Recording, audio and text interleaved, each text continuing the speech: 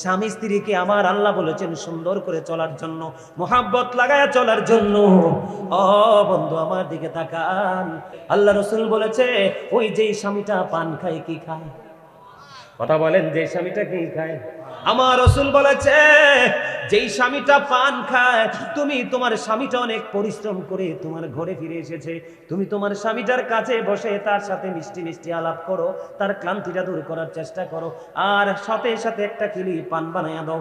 এই পান বানাইয়া বা চা বানিয়ে দাও, যে যেইটা পছন্দ করে। আল্লাহ রাসূল বলেছে স্বামী স্ত্রী মহব্বত করে কিছু সময় যদি প্রেমময় আলাপের মধ্যে যদি থাকতে পারো গো, তোমার আমল নামায় নফল ইবাদতের সওয়াব আমার আল্লাহ দিয়ে দিবে।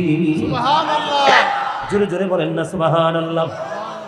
এখনকার স্বামী স্ত্রীর মধ্যে প্রেম আসেনি? আরো জোরে বলেন আসেনি? এখনকার স্বামী স্ত্রী হলো ইঁদুর এবং বিড়ালের মতো। কিসের মতো? বিড়ালে যদি ইঁদুর পায় কি করে? বিড়ালে ইঁদুর পাইলে কি হয়?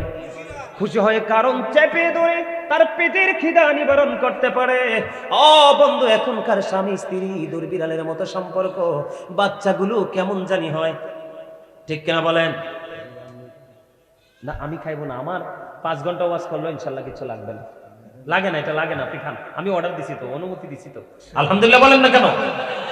ইঁদুর আর বিড়ালের মতো স্বামী স্ত্রীর সম্পর্ক বন্ধু। আমি আপনাদেরকে বলে দেই, সারাদিন স্বামী পরিশ্রম করলো, সারাটা দিন স্বামী তোমার জীবন জীবিকার জন্য পরিশ্রম করলো, সারাটা দিন ও বন্ধু এমন পরিশ্রম করলো, মাথা থেকে কত ফোঁটা ঘাম ও বন্ধু তোমার স্বামীর গায়ে দিয়ে ঝরে ঝরে পড়লো, কিন্তু স্বামীটা তোমার ঘরে আসলো, দেখতে দেখতে বিকেলটা শেষ হয়ে গেল, সন্ধ্যা শুরু হলো, রাত্রি যখন দ্বিপ্রহরের কাছাকাছি চলে আসলো, সকল মানুষ, ফ্যামিলির প্রত্যেকটা মানুষ তোমার ঘুমিয়ে গেল, এই সময় স্বামী তোমাকে আপন করে কাছে চাইলো। কিন্তু বন্ধু, অত্যন্ত গুরুত্বপূর্ণ হাদিস, আমার রাসূল বলেছে এই সময় রাত্রি যখন দ্বিপ্রহর চলে আসলো, সমস্ত পৃথিবীর মানুষ নীরব হয়ে গেল, ও বন্ধু বিছানার সাথে পিঠ লাগিয়ে তারা ঘুমিয়ে গেল। ঠিক এমন সময় স্বামীর মনে চেয়েছে আমি আমার বিবিকে একটু ভালোবাসবো, একটু আদর দিব, একটু স্নেহ করব, কিন্তু বন্ধু স্বামী তোমাকে আদর করে কাছে ডাকলো গো, এই কাছে ডাকার পরে স্বামীটা তোমাকে সারাদিন পরিশ্রম করে তোমার সাথে মিষ্টি আলাপ করে একটু সময় কাটাবে, প্রেম ভালোবাসা ভাগাভাগি করে নিয়ে যাবে। আল্লাহ রাসূল বলেছে ও পৃথিবীর বিবি, ও পৃথিবীর বিবিরা, সবাই মিলে তোমরা শুনে রাখো, ওই স্বামী যখন তোমাকে ডাকলো, তুমি স্বামীটার ডাকে সাড়া দিলা না, মুখটাকে উল্টো দিকে ফিরিয়ে, মুখটাকে উল্টো দিকে ঘুরিয়ে তুমি কি করলা? মুখটাকে উল্টো দিকে ঘুরাইয়া তুমি মুখটাকে ফিরিয়ে তুমি সারাটা রাত কাটিয়ে দিলা, এই দিক দিয়ে তুমি অন্যদিকে মুখটা ঘুরিয়ে রাখলা। স্বামী অনেক বেশি যন্ত্রণা নিয়ে তিনিও আরেকটা দিকে মুখটা ঘুরিয়ে রেখে তিনি সারাটা রাত পার করে দিল। বন্ধু, যখন আল্লাহ রাসূল বলেছেন যখন তুমি স্বামীর কলিজায় আঘাত দিলা, ডাকে তুমি সাড়া দিলা না, ঠিক তখন থেকে ওই সকাল পর্যন্ত বন্ধু অভিশাপের ফেরেশতারা ওই নারীটাকে লানত দিতে থাকে, অভিশপ্ত করতে থাকে। জোরে জোরে বলেন না নাউজুবিল্লাহ, আরো জোরে বলেন না নাউজুবিল্লাহ। সবচেয়ে বেশি গুরুত্বপূর্ণ, সবচেয়ে বেশি রিস্ক থাকে কোন জিনিস রান্না করতে গেলে জানেননি? তারা তো বলছে না, দেখছেননি? শিকারি ফলাফাই।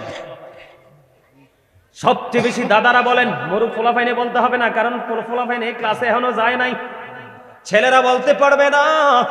আপনারা চাচা দাদারা বলেন, সবচেয়ে বেশি রিস্ক থাকে কি জাল দিতে গেলে? কথা কন না কেন? দুধ রান্না করতে, দুধ রান্না করা অত্যন্ত গুরুত্বপূর্ণ, অত্যন্ত রিস্ক।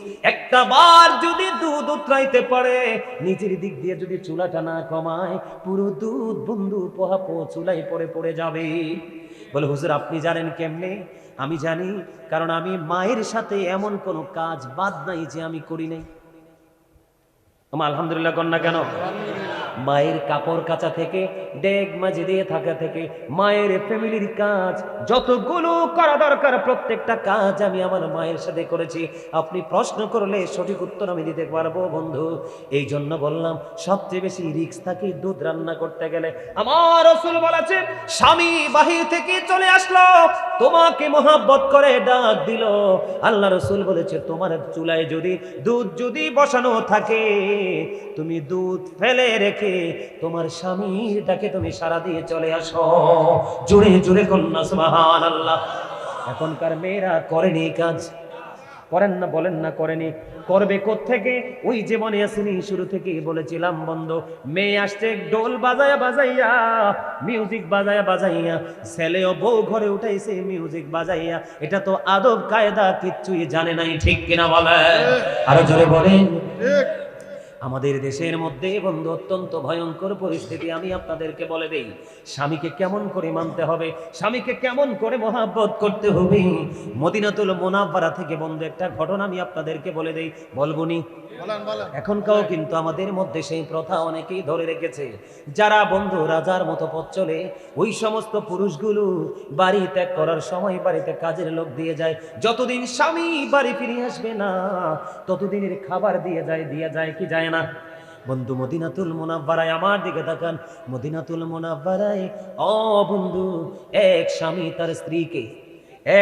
তার স্ত্রীকে বাড়িতে রেখে গেলেন। রেখে যাওয়ার সময় বিবিকে বলে গেলেন, বিবি রে, তোমার আমি আসা পর্যন্ত যা কিছুর প্রয়োজন হবে সব কিছু আমি তোমাকে ঘরে তুলে দিয়ে গেলাম, আর আমার বাড়িতে একজন লোক দিয়ে গেলাম যিনি তোমার সুবিধা অসুবিধা দেখবে। বন্ধু স্বামী বিবিকে দিয়ে চলে গেল, বিবিও স্বামীর কথা মেনে পথ চলতে লাগলো। হঠাৎ করে বিবির বাবার বাড়ি থেকে খবর আসলো যে তার বাবা সিরিয়াস অসুস্থ। এই খবর শোনার পরে ওই মদিনাতুল মুনাওয়ারায় আমার রাসূলের জামানায় যখন এই বাবার বাড়ি থেকে খবর আসলো স্বামী ও বন্ধু সব কিছু দিয়ে চলে গেল, বাবার বাড়ি থেকে খবর আসলো বাবা অসুস্থ। এবার কি করলেন? ওই বাড়ির যে কাজের লোকটাকে পাঠালেন মদিনাওয়ালার কাছে। এবার মদিনাওয়ালার কাছে চলে গেলেন, যাওয়ার পরে বললেন, ইয়া রাসূলুল্লাহ, ইয়া হাবিবাল্লাহ, নবী গো, ও প্রাণের নবী, আমার যে মালিকিনী তেনাকে ওনার স্বামী বাড়িতে রেখে গেছে, এখন ওনার বাবার বাড়ি থেকে খবর আসলো, ওনার বাবার বাড়ি থেকে বন্ধু খবর আসলো ওনার বাবা অসুস্থ, কিন্তু ওনার স্বামী বলে গেছে আমি না আসা পর্যন্ত তুমি আমার সীমানা ত্যাগ করতে পারবা না। এই কথা বলার পরে আমার নবীজি জানিয়ে দিলেন, না না না, যদি তার স্বামী যদি তাকে এমন অর্ডার করে থাকে তাহলে সে তার বাবার বাড়ি যেতে পারবে না। বন্ধু এত ভদ্র, এত জেন্টেল, আমরা সবাই জানি সন্তান আলেম হলেই বাবা মা জান্নাতে যাবে। না না না, ও বন্ধু, শুধু ছেলেদের কারণে বাবা মা জান্নাতে যাবে এমন নয় রে। সত্যিকারের প্রেমময় মেয়ে যদি তুমি দুনিয়াতে আনতে পারো, আল্লাহ যদি তোমাকে দেয়, এই মেয়ে তোমাকে জান্নাত পর্যন্ত পৌঁছে দিতে পারে। জোরে জোরে বলেন না সুবহানাল্লাহ, আর জোরে বলেন না সুবহানাল্লাহ। আপনার মনোযোগ আমার কাছে অত্যন্ত চমৎকার লাগছে, এই জন্য বলছি, যদি ভালো লাগে বসে যান। এই ভাইকে বসতে জায়গা দাও। আলহামদুলিল্লাহ বলেন, আরো জোরে বলেন না, আরো জোরে, আরে আলহামদুলিল্লাহ বলেন না। আমি ওয়াজ করতেছি, আমি ক্লান্ত হই না, আপনারা শুনতে শুনতে ক্লান্ত হয়ে গেলে হইব? কথা কন না কেন? কত গুরুত্বপূর্ণ ওয়াজ জানে, এগুলো আমাদের জানা নাই। এই জন্যই আমাদের সমাজের মধ্যে এত যন্ত্রণা। প্রত্যেকটা এলাকায় ঘরে ঘরে সবচেয়ে বেশি যন্ত্রণা, এটা বিপজ্জনক যন্ত্রণা হলো স্বামী স্ত্রী বাবা মা। কথা বলেন, প্রত্যেকটা ঘরে ঘরে প্রত্যেকটা এলাকায় এটা দিন দিন এটার পরিধি বাড়তেছে। শুধু ইহুদিদেরকে দেখে দেখে যদি মুসলমানের যে ধর্মীয় রীতি মানতো, ফলো করতো, আলেমদের সাথে যুক্ত থাকতো, তাহলে আমাদের জাতি এত ধ্বংস হতো? ঠিক কিনা বলেন, হতো? বন্ধুরি আমার, এবার শোনেন, ওই মহিলা সিদ্ধান্ত নিলেন, না না না, আমার রাসূল বললেন যাওয়া যাবে না, স্বামীও বলে গেল যাওয়া যাবে না, আমি যাব না। ওই মহিলা তার ঘরের আঙ্গিনায় কাটিয়ে দিল। দেখতে দেখতে দিন চলে যাচ্ছে, রাত চলে যাচ্ছে, সময় ফুরিয়ে যাচ্ছে, কিন্তু বন্ধু এখনো তার স্বামী বাড়ি ফিরলো না। এবার হঠাৎ করে আরেকদিন খবর আসলো, তোমার বাবা আর পৃথিবীর বুকে নাই। কেমন মেয়ে! এবার কি করলেন? আবার ওই কাজের মেয়েটা আল্লাহর হাবিবের কাছে পাঠিয়ে দিলেন। ওই রাসূলের কাছে যাওয়ার পরে বললেন, নবী গো, ওই যে নালিশ নিয়ে এসেছিলাম, ওই মহিলার বাবা আজকে পৃথিবী ছেড়ে চলে গেছে। ইন্না লিল্লাহি ওয়া ইন্না ইলাইহি রাজিউন। এখন ওই মেয়ে কি যেতে পারবে? রাসূল বললেন, তার স্বামী কি এখন ফিরে এসেছে? না গো রাসূল, না, তার স্বামী তো এখনো ফিরে আসে নাই। আমার রাসূল বললেন, স্বামীর অনুমতি ছাড়া যেতে পারবে না। ও বন্ধু, কি করলেন? ওই মেয়েটা আবারও ধৈর্য ধরলেন, আমার স্বামীর হুকুম এবং আমার রাসূল বলছেন স্বামীর অনুমতি ছাড়া আমি অনুমতি দিব না। এই মেয়েটা গড়ে রইল। ও বন্ধু, দেখতে দেখতে আপনারা তো জানেন, একটা মানুষ যখন মারা যায়, যত দ্রুত তাকে দাফন করা যায় ততই তো উত্তম। কারণ যদি সে অপরাধী হয়, সে তার যন্ত্রণার জায়গায় চলে গেল, আর যদি সে জান্নাতি হয়, তাহলে সে নিয়ামত ভোগ করার জায়গায় সে চলে গেল। জুড়ে জুড়ে বলেন না সুবহানাল্লাহ। বন্ধুরে আমার, এবার দেখতে দেখতে দিন চলে গেল, রাত চলে গেল। ওই বাবাকে কবরে দাফন করা হলো গো। কবর যখন দাফন করা হলো, আল্লাহ রাসূল খবর পেয়ে গেলেন রাত্র নিশি গভীরে। প্রাণের নবীজির কাছে খবর চলে আসলো, ওই যে মেয়েটা স্বামীর কথা মেনেছে, স্বামীর হুকুম মেনে বাড়ির আঙিনায় নিজেকে আবদ্ধ রেখেছে, আর রাসূলের কথা মান্য করেছে। শুধুমাত্র এই মেয়েটার এই পথ চলার কারণে, পর্দা করার কারণে, স্বামীর কথা মানার কারণে, আল্লাহ রাসূলের কথা মানার কারণে আল্লাহ রাব্বুল আলামিন খুশি হইয়া তার বাবার পুরো জীবনের গুনাহগুলো আমার আল্লাহ মাফ করে দিয়েছে।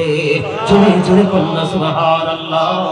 বন্ধুরি আমার রাসূল বলে দিয়েছেন, আল মারওয়াতু ইযা সাল্লাত খামসাহা, যে স্ত্রী লোক 5 ওয়াক্ত নামাজ পড়বে, ও সামাত শাহরাহা, লজ্জাস্থানে রোজা রাখবে, ও সামাত শাহরাহা, রমজান মাসে রোজা রাখবে, আহসানাত ফারজাহা, লজ্জাস্থানের হিফাজত করবে, আতাত বালাহা ফালতাদখুল মিন আইয়াবিল জান্নাতি শাআত। আল্লাহ রাসূল বলেছেন, যেই মহিলা, যেই নারী 4টা কাজ করবে, ও আমার মা বোনদেরকে ডেকে ডেকে বলছি গো, যেই নারী 4টা কাজ করবে, একটা হলো 5 ওয়াক্ত নামাজ পড়বে, রমজান মাসে রোজা রাখবে, লজ্জাস্থানকে হেফাজত করবে, পর্দায় থাকবে।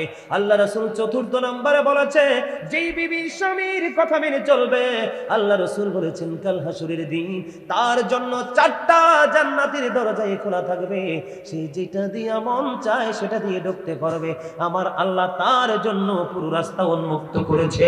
সুবহানাল্লাহ। জোরে বলেন না সুবহানাল্লাহ। তাহলে মা বোনেরা, নারীরা তার স্বামীকে মূল্যায়ন করতে হবে। একটা নারীর জীবনে শ্রেষ্ঠ নেয়ামত হলো তার স্বামী, কারণ স্বামীর সন্তুষ্টিতেই নারীর জান্নাত। আল্লাহর হাবিব বলেছেন, ও পৃথিবীর আমার মা বোনেরা, সবাই মিলে শোনো গো, তুমি যদি তোমার স্বামীর কথা মতো চলতে পারো, তবে হ্যাঁ, শুধু যে বিবি তার স্বামীর কথা মতো চলবে এমনটিও নয়, স্বামীটাও হতে হবে প্রেমময়। বাংলাদেশে অনেক স্বামী আছে অসভ্য, ঠিক কিনা বলে? অনেক স্বামী আছে অসভ্য। আমি অসভ্যতার লাইনে পড়ে আসতেছি, আগে মা বোনদের সাইডটা আমি শেষ করে নেই বন্ধু। আল্লাহ রাসূল বলেছেন, কোন বিবি যদি ইন্তেকাল করে, ইন্তেকাল করার পরে তার স্বামী যদি বিবির জন্য কান্না করতে গিয়ে, আফসোস করতে গিয়ে একটা ফোঁটা চোখের পানি যদি ফালায়, আমার রাসূল জানিয়ে দিয়েছে, ওই নারীর জান্নাত কেউ আটকাতে পারবে না, বিনা হিসাবে যাবে সেই জান্নাতে। জুড়ে জুড়ে বলেন না সুবহানাল্লাহ। বন্ধুরে আমার, আমাদের গ্রামের মধ্যে একটা শয়তানি চলে, এটাও কিন্তু কিতাব থেকে সংগ্রহ করা।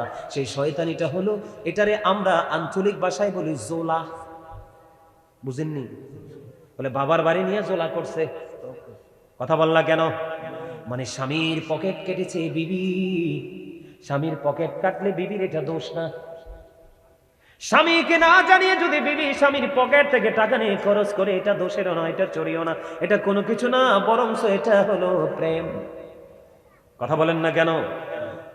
কিন্তু বন্ধু, সমস্যাটা হলো কোথায়? সমস্যাটা আমি আপনাদের সামনে একটুখানি তুলে ধরবো। এই সমস্যাটা কোথায় বন্ধু? সমস্যা হলো, আপনি স্বামীর পকেট থেকে টাকাগুলো নিয়ে গেলেন, কিন্তু নিয়ে বাবার বাড়ি রাখলে, সময় যখন হলো স্বামীর কাছে আবার এনে দিলেন। বাবার বাড়ির কথা বলি, আছে না নাই? আপনাদের এলাকায় মনে হয় এরকম নাই, কিন্তু আমি আমার জীবনে এমন শয়তান মহিলা দেখছি। কথা কন না কেন? কি করে? স্বামীর পকেট থেকে নেওয়া দোষের না, কিন্তু স্বামী যখন করতে পারবে বাবার বাড়ির নাম করে নে স্বামীকে দেওয়া, এটা হলো অন্যায়। দিয়েছো তো দিয়েছো, সপ্তাহ পর পর স্বামীকে তুমি প্রেসার দিচ্ছ, তুমি আমার বাবার বাড়ির টাকাটা দিচ্ছ না কেন? কিন্তু না না না বন্ধু, এটা সত্যিকার অর্থে স্বামীর টাকা। এটা গেল একটা দোষ।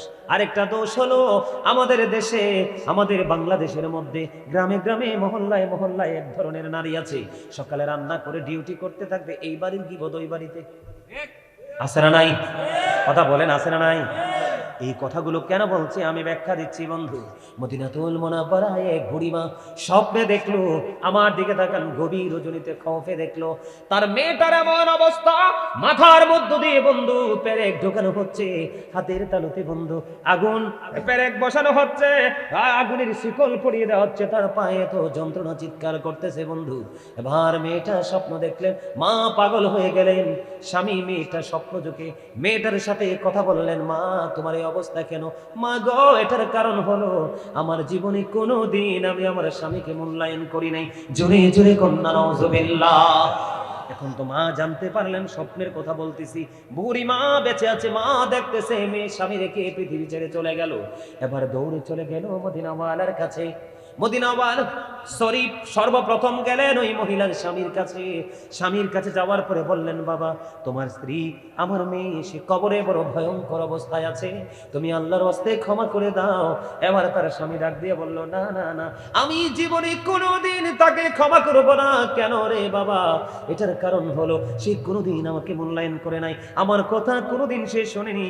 প্রত্যেকটা সেক্টরে সেক্টরে সে আমাকে ওভারটেক করেছে, আমার কলেজে আগুন দিয়েছে, সে মরে গেছে, কিন্তু তার দেওয়া আগুন এখনো আমার হৃদয়ে ধাউ ধাউ করে চলছে। শাশুড়ি বুঝতে পারলেন না না না, তার স্বামী কোনোদিন তাকে ক্ষমা করবে না। এবার তিনি দৌড়ে চলে গেলেন মদিনাওয়ালার কাছে। ইয়া রাসূলুল্লাহ, ইয়া হাবিবাল্লাহ, নবী গো, ও নবী, আমি খৌফে দেখেছি আমার মেয়েটা অত্যন্ত ভয়ঙ্কর বিপদে আছে, আর একটা মাত্র কারণ, সে তার স্বামীর অসন্তুষ্ট, স্বামী তার উপর অসন্তুষ্ট। আমি আমার ওই মেয়ের হাজবেন্ডের কাছে গিয়েছি, সে বলেছে সে ক্ষমা করবে না। এই কথা বলার পরে আবার কে করলেন বন্ধু? আল্লাহ রাসূল ওই স্বামীকে ডাকলেন, ডাকার পরে স্বামীকে ডাক দিয়ে বললেন, তুমি তোমার বিবিকে ক্ষমা করবে না? এবার তিনি বললেন, ইয়া রাসূলুল্লাহ, সে আমার কলিজায় আগুন দিয়েছে। আমার নবীজি বললেন, তুমি তোমার বিবিটাকে ক্ষমা করে দাও, তাহলে তোমার আল্লাহ তোমাকে ক্ষমা করে দিবে। তারপরে স্বামী তাকে ক্ষমা করে দিলে, আর মেয়েটার কবর হয়ে গেল জান্নাতের টুকরা। জোরে জোরে বলেন না সুবহানাল্লাহ। তাহলে স্বামীর কলিজায় আগুন দেওয়া যাবে না, স্বামীর কথা অমান্য করা যাবে না, স্বামীর অনুমতি ছাড়া দেদারসে চলাফেরা করা যাবে না। মনে রাখবেন, একটা নারীর জন্য তিনটা পুরুষ গুরুত্বপূর্ণ। কয়টা? একটা নারী তার বাড়ি ছেড়ে অন্য কোথাও যেতে হলে, কোথাও যদি যেতে হয়, বন্ধ হয়তো তার বাবা থাকতে হবে, বিয়ে হলে তার স্বামী থাকতে হবে, অন্যথায় তার পেটের সন্তান যদি উপযুক্ত হয় সন্তানকে নিয়ে যেতে হবে, অন্যথায় কোনো নারী একা একা পথ চলতে পারবে না। কারণ নারী হলো শয়তানের রশি, নারীকে শয়তান কুমন্ত্রণা দিয়ে বেশি নষ্ট করে দেয়, ঠিক কিনা বলেন?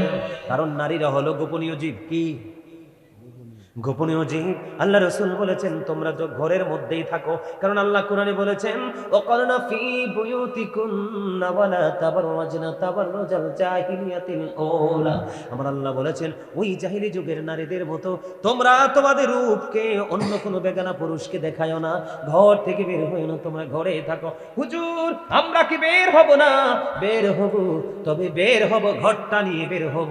আমি যেই পোশাক পরলে আমাকে কেউ চিনতে পারবে না, বুঝতে পারবে না, আমার বডি ফিটনেস সম্পর্কে কোনো ধারণা করতে পারবে না, ওই সমস্ত পোশাক পরে বের হতে হবে। এইভাবে পোশাক পরে পথ চলা একটা নারীর জন্য ফরজ। সুবহানাল্লাহ বলেন না কেন?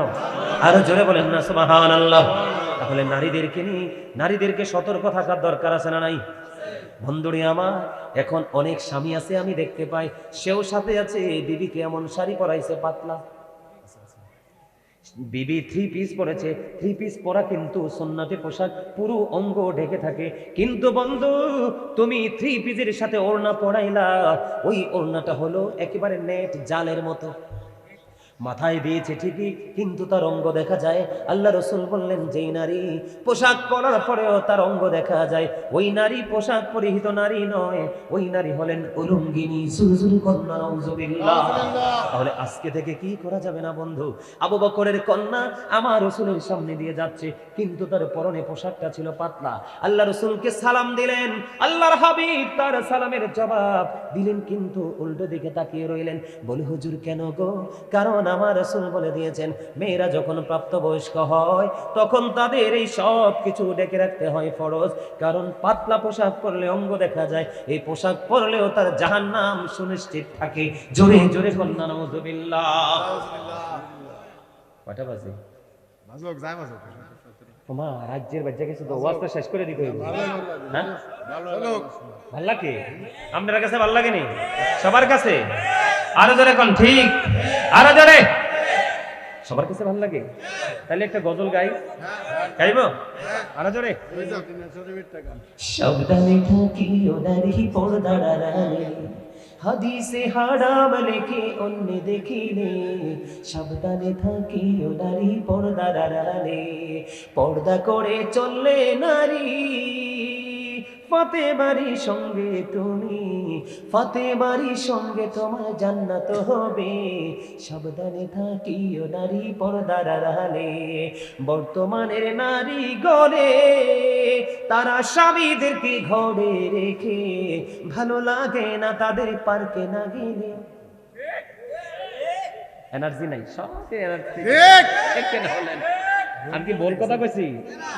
ভালো লাগে না তাদের পার্কে না গেলে, সাবধানে থাকিও নারী পর্দার আড়ালে। বর্তমানের নারী গণে তারা ঠুটে গালে আলতা মেখে, রূপের ব্যবসা করে তারা শহরে চলে। ঠিক না বাঠে? রূপের ব্যবসা করে তারা শহরে চলে। সাবধানে থাকিও নারী পর্দার আড়ালে। আজকালের নারী গণে তারা স্বামীদেরকে ঘরে রেখে, ভালো লাগে না তাদের মার্কেটে না করলে। ঠিক না ঠিক? ভালো লাগে না তাদের মার্কেটে না করলে।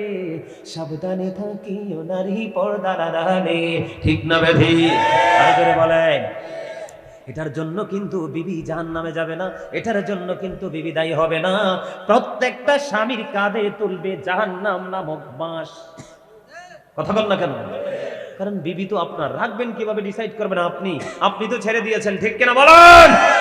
তাহলে বন্ধু, বাবা মা, স্বামী এবং সন্তান সবাইকে অ্যালার্ট থাকতে হবে, ছেড়ে দিলে চলবে না। আপনার আমার প্রাণের রাসূল তিনি কি বলে দিয়েছেন? আমার দিকে তাকান। আমাদের সমাজের মধ্যে কিছু নারী আছে পুরুষের মতো চলে। আমার কথা কয় না কেন? আছে না নাই? দাদা ভাই আসেনি? আছে না? দেখবেন ছেলেরার গেঞ্জি পরে। ও যুবক, তোমরা কেন বোঝো না? আমি কিন্তু শপিং করতে যাই, আমার চেয়ে ভালো শপিং এখানে আপনারা কেউ করতে পারবে না। মহিলাদের জিনিস আমার চেয়ে ভালো কেউ করতে পারবেন না। বলে, হুজুর কেন? আমার ফ্যামিলির কোনো মহিলা বাইরে এসে বাজার করে না। যদি কাপড় কিনি সেটাও আমি, 3 পিস কিনি আমি, জুতাও কিনি আমি, সব কিছু কিনে দেই আমি আমার পরিবারকে। আমার ফ্যামিলি কিন্তু জয়েন্ট ফ্যামিলি। কাপড় কিনলে অনেকগুলো কিনতে হয়, জুতা কিনলে অনেকগুলো কিনতে হয়। অন্ধ এমনি করে করে সব কিছু আমি কিনে দিই, কখনো কোনো তাদের কোনো অভিযোগ থাকে না। বলে, হুজুর কেন বললেন? পুরুষের শুধু কয়েকটা জিনিস আমি খুঁজে পাই, একটা লুঙ্গি, একটা প্যান্ট, একটা পায়জামা, একটা ট্রাউজার, একটা টি শার্ট, আরেকটা গেঞ্জি। এই তো পুরুষের কি শেষ না?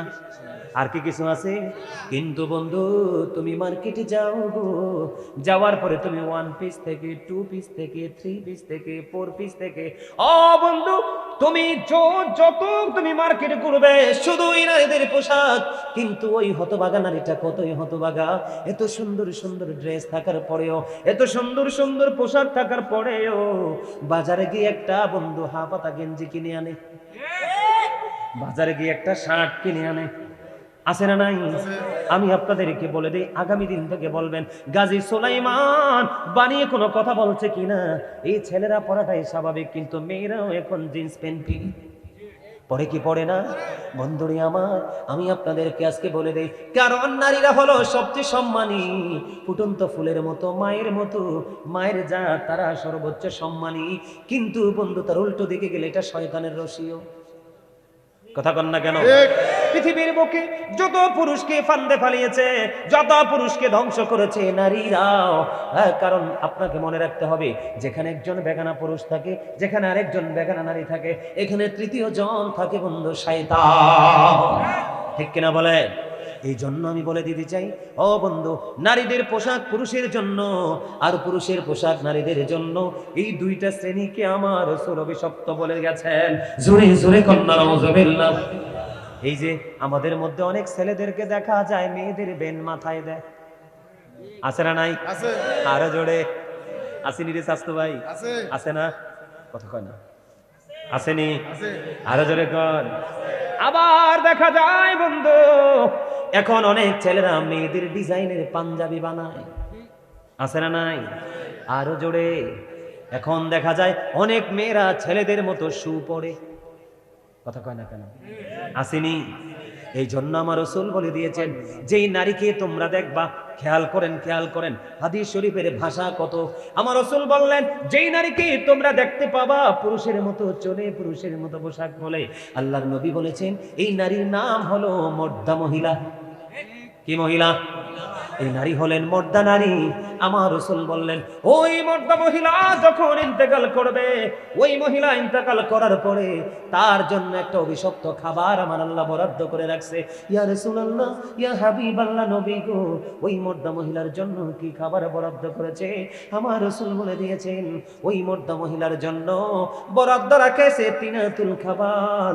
ইয়া রাসূলুল্লাহ, ইয়া হাবিবাল্লাহ, নবী গো, এই তিনাতুল খাবারটা কি গো নবী? আমার নবীজি বললেন, এই তিনাতুল খাবারটা হলো আরেকটা জাহান্নামীর নিংড়ানো রক্ত পুজ অথবা ঘাম। জুড়ে জুড়ে কন্যা নাউযুবিল্লাহ। মানে একটা জাহান্নামী মরে পচে দুর্গন্ধযুক্ত হয়ে যাবে, লিকুইড হয়ে যাবে, আর এই খাবারটা আরেকটা নারী মর্দা মহিলার খাবার, কিন্তু কন্টিনিউয়াসলি খেতে হবে। বাঁচারও সুযোগ নাই, মরারও সুযোগ নাই, পালিয়ে যাওয়ারও সুযোগ নাই। কি হলো এবার? বিপদ কিনা বলেন? সেই জন্য বাবা মা আপনার বিবিকে, কন্যাকে, নাতনিকে, বোনকে সবাই নিজের পাওয়ার অনুযায়ী কন্ট্রোলিংকে রাখার চেষ্টা করতে হবে। নারীদেরকে নিয়ে বন্ধু আর ওয়াজ করব না, এবার পুরুষদেরকে নিয়ে আমি শুরু করি। করার দরকার আছে নি? এখন আমার পুরুষের ওয়াজ শুনলে নি আবার জায়গায় আমার পালাই দিয়ে টেনশন করে ওই কথা কন না কেন? ঠিক আছে, এবার পুরুষের ওয়াজ একটু করা দরকার আছে না নাই? পুরুষরা কেমন করে বন্ধু নারীদের উপর অবিচার করে। আমার দিকে তাকান। ওই যে বলেছিলাম, একটা নারী তার স্বামীর ডাকে সাড়া দিল না, সারা রাত তার জন্য লানত বরাদ্দ হলো, অভিশাপ বরাদ্দ হলো আল্লাহর পক্ষ থেকে। কিন্তু বন্ধু পুরুষেরও দায়িত্ব আছে গো। গিয়ে বউকে চট করে তুমি থাপ্পড় মারতে পারবা না। খাবারে যদি লবণ একটু কম হয় তার মা তুলে গালি দিতে পারবা না। কারণ তুমি যেমনি ভাবে বাইরে তুমি অনেক পরিশ্রম করো, মা বোনদের পরিশ্রম বন্ধু কম না। ঠিক কিনা বলেন?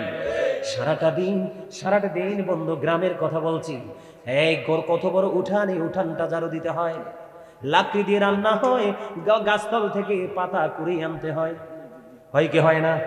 রান্না বান্নার শেষে বন্ধু হাড়ি পাতিল মাজতে হয়, স্বামী এবং তার পরিবারের মানুষগুলোকে তাদের মুখে তুলে খাবারটা দিতে হয়, হয় কি হয় না? বন্ধুরে, তারা দিনে ৩-৪ বার আগুনের কাছে যাইতে হয়। সবচেয়ে বড় কষ্ট হলো তার যে ওদরের সন্তান, ওই সন্তানের দায়িত্ব অতিরিক্ত ভাবে পালন করতে হয়, হয় কি হয় না? আবার যখন স্বামী বাড়িতে আসলে অসুস্থ দেখা যায়, ও বন্ধু স্বামীর সেবা করতে হয়, শ্বশুর সেবা করতে হয়, শাশুড়ির সেবা করতে হয়। এটা বাংলাদেশের একটা নিয়ম, ঠিক কিনা বলেন?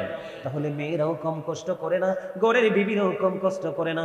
সবচেয়ে বড় কষ্ট হলো, ও বন্ধু তুমি তোমার ঘরে বিবিকে রেখে মোবাইলের মাধ্যমে, ফেসবুকের মাধ্যমে অন্য নারীর সাথে নষ্ট মনোভাব নিয়ে কথা বলো, আছে না নাই? ঘরে বউ রেখে তুমি আরেকটা বিয়ে করে ফেললা, আছে না নাই? নারীদের কষ্ট কিনা বলেন? বন্ধু আল্লাহ রাসূল বলে দিয়েছেন, তোমার যদি মনে চায়, তোমার যদি পাওয়ার থাকে, তুমি 4টা বিয়ে করো। কয়টা? আরো যারা বলেন কয়টা? 4টা বিয়ে করো। ও বন্ধু সবকিছু তোমার সমান করে 4 জনকে দিতে হবে, এবং তোমার দেহের ভাগটাও তুমি সমান করে 4 জন বিবিকে দিতে হবে। ও বন্ধু আল্লাহ রাসূল বলে দিয়েছেন, যেই বিবি, যেই স্বামী তার বউকে তার বউ দুইটাকে বিয়ে করলো অথবা তিনটাকে বিয়ে করলো বন্ধু, কিন্তু বিয়ে করার পরে একটাকে বেশি ভালোবাসে, একটাকে বেশি দেয়, আরেকটাকে দেয় না। ওই স্বামীটাকে কাল হাসরের ময়দানে কুজু করে দাঁড় করানো হবে। জোরে জোরে কন্যা নাউজুবিল্লাহ। স্বামীরও কিন্তু পানিশমেন্ট আছে। আপনার রায় ফেলে যেমন বিবির জান্নাত শুনেছি, আর আপনার বিরুদ্ধে যদি আপনার বিবি অভিযোগ করে দেয়, তাহলে আপনি অটো হয়ে যাবেন, ইউ আর আন্ডার অ্যারেস্ট। ঠিক কিনা বলে? অত হাত করা লেগে যাবে। হাত করাটা আরো ভয়ঙ্কর আছে বন্ধু। বর্তমানে অনেক দেখেছি, আমার কাছে নালিশ এসেছে, অনেক স্বামী আছে বন্ধু, অনেক স্বামী আছে বিবিকে বিয়ের পরে তার মোহরানা দেয় না। আমার কথা কয় না? আছে না নাই? মোহরানা দেয় না, আছে না নাই? আমার কথা কন না কিনলে। কিন্তু আপনিও মোহরানা দেন নাই, বিবিও আপনাকে মাফ করে নাই। আমার নবীজি জানিয়ে দিয়েছে, স্ত্রীর হক আদায় করতে হবে। কেমন করে জানো? বিবিকে বিয়ে করেছো, তার মোহরানা তুমি তাকে বুঝিয়ে দাও। এই বর্তমানে এখনো আমাদের বাংলাদেশে অনেক মারা লাঞ্ছিত হচ্ছে, অপমানিত হচ্ছে, কারণ স্বামী যাওয়ার সময় তাকে কিছু দিয়ে যায় নাই। যদি দিয়ে যাইতো, কেউ না কেউ তার অর্থের জন্য তাকে একটু ভালোবাসতো, একটু আদর করতো, তার সেবা যত্ন করতো। ও বন্ধু, এখনকার বর্তমানে ম্যাক্সিমাম ঘরে পুত্রবধূ হলো 100% ভয়ঙ্কর ডাইনি। কথা বলেন না কেন?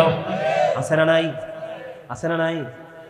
চুপে চুপে স্বামীর পকেট কেটে বাবার বাড়ি পাঠাবে, কিন্তু শাশুড়িকে দেখলে আঁচল তলে লুকাবে। কথা কন না কেন? বন্ধুরে আমার, এই জন্য আমি আপনাদেরকে বলে দিতে চাই, আল্লাহ রসুল বলে দিয়েছেন, তুমি তোমার বিবিকে বিয়ের পরে মোহরানাটা দিয়ে দাও। তার কারণ হলো, আমার নবীজি বললেন, যেই স্বামী বিবির হক আদায় না করে ইন্তেকাল করলো, তাকে কাল হাসরের ময়দানে জিনাকারীদের অন্তর্ভুক্ত করে দেওয়া হবে। জুড়ে জুড়ে কন্যা নাউজুবিল্লাহ। কি বুঝতে পারছেন নি কিছু? হ্যাঁ, বিবিকে তার প্রাপ্য বুঝিয়ে দিতে হবে। আপনি দোকানে চা খেয়েছেন, বিবির জন্য চা নিতে হবে। আপনার পরনের জন্য পাঞ্জাবি কিনেছেন, বিবির জন্য তার পছন্দ মতো কিছু কিনতে হবে। ও বন্ধু, আপনি দোকানে মিষ্টি খেয়েছেন, বিবির জন্য মিষ্টির ব্যবস্থা করতে হবে। আপনি বাইরে খেয়ে পেট ভরে চলে আসলেন, কিন্তু বিবিটা আপনার জন্য অপেক্ষা করতে থাকলো।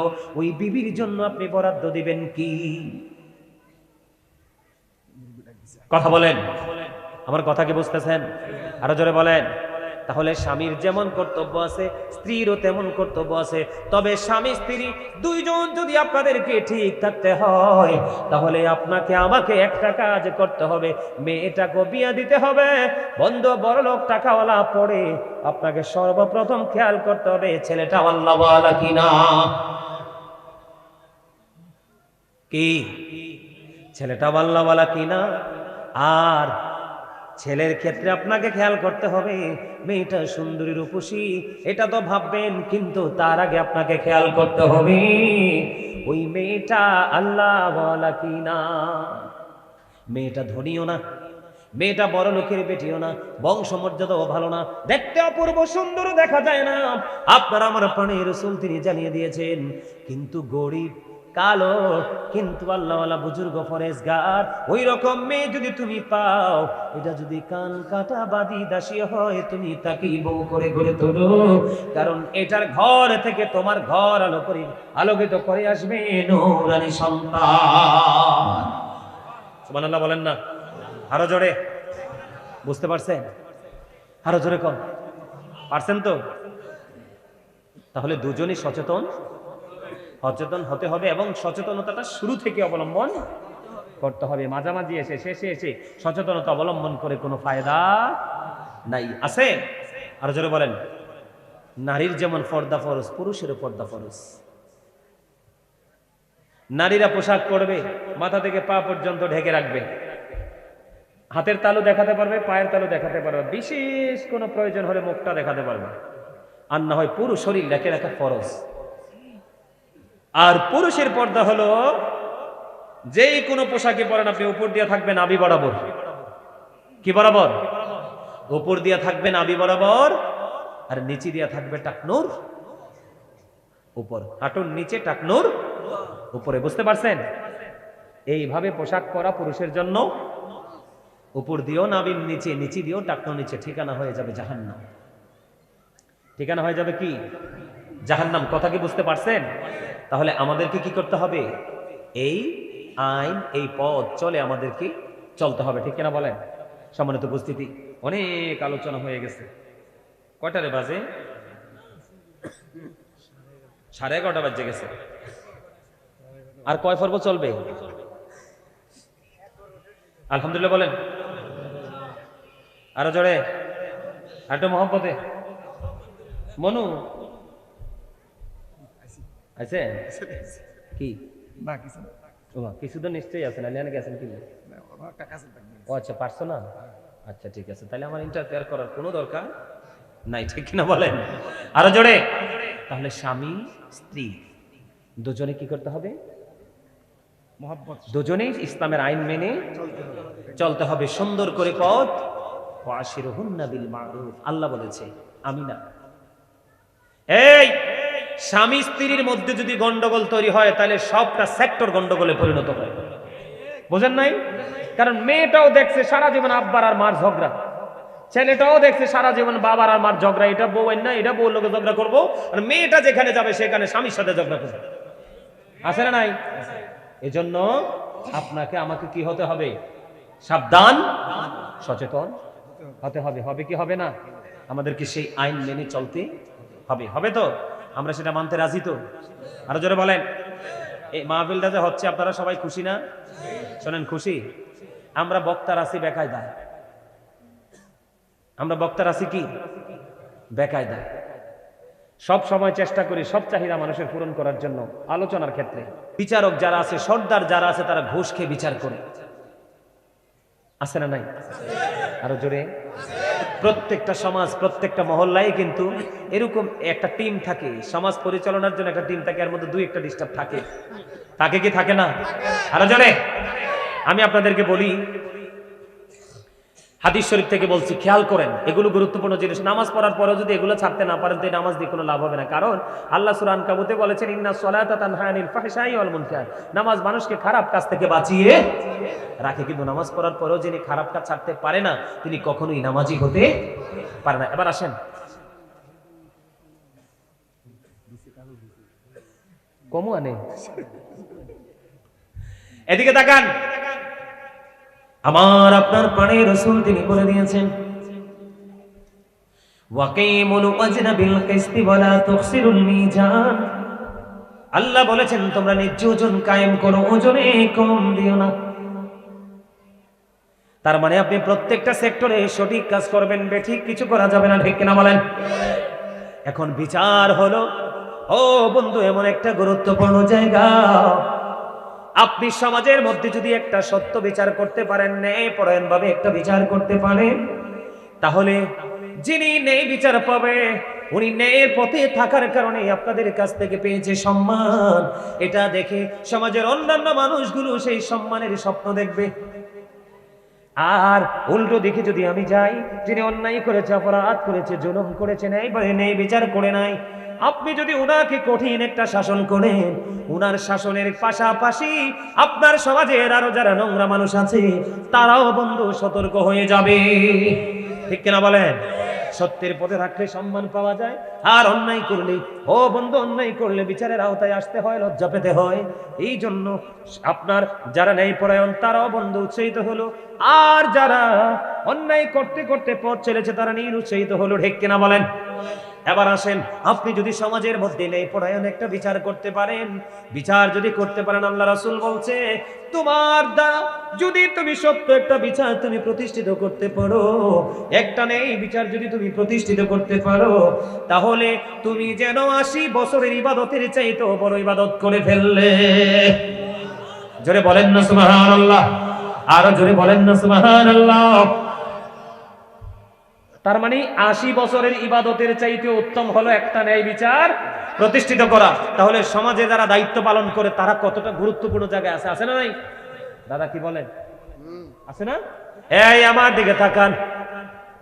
এবার আসেন, সবচেয়ে বাস্তব কথা হলো, অনেক সময় কিন্তু বিচারকরা ফয়সালা দিতে বেকায়দায় পড়ে যায়। কেমন বেকায়দা? আমার দিকে তাকান।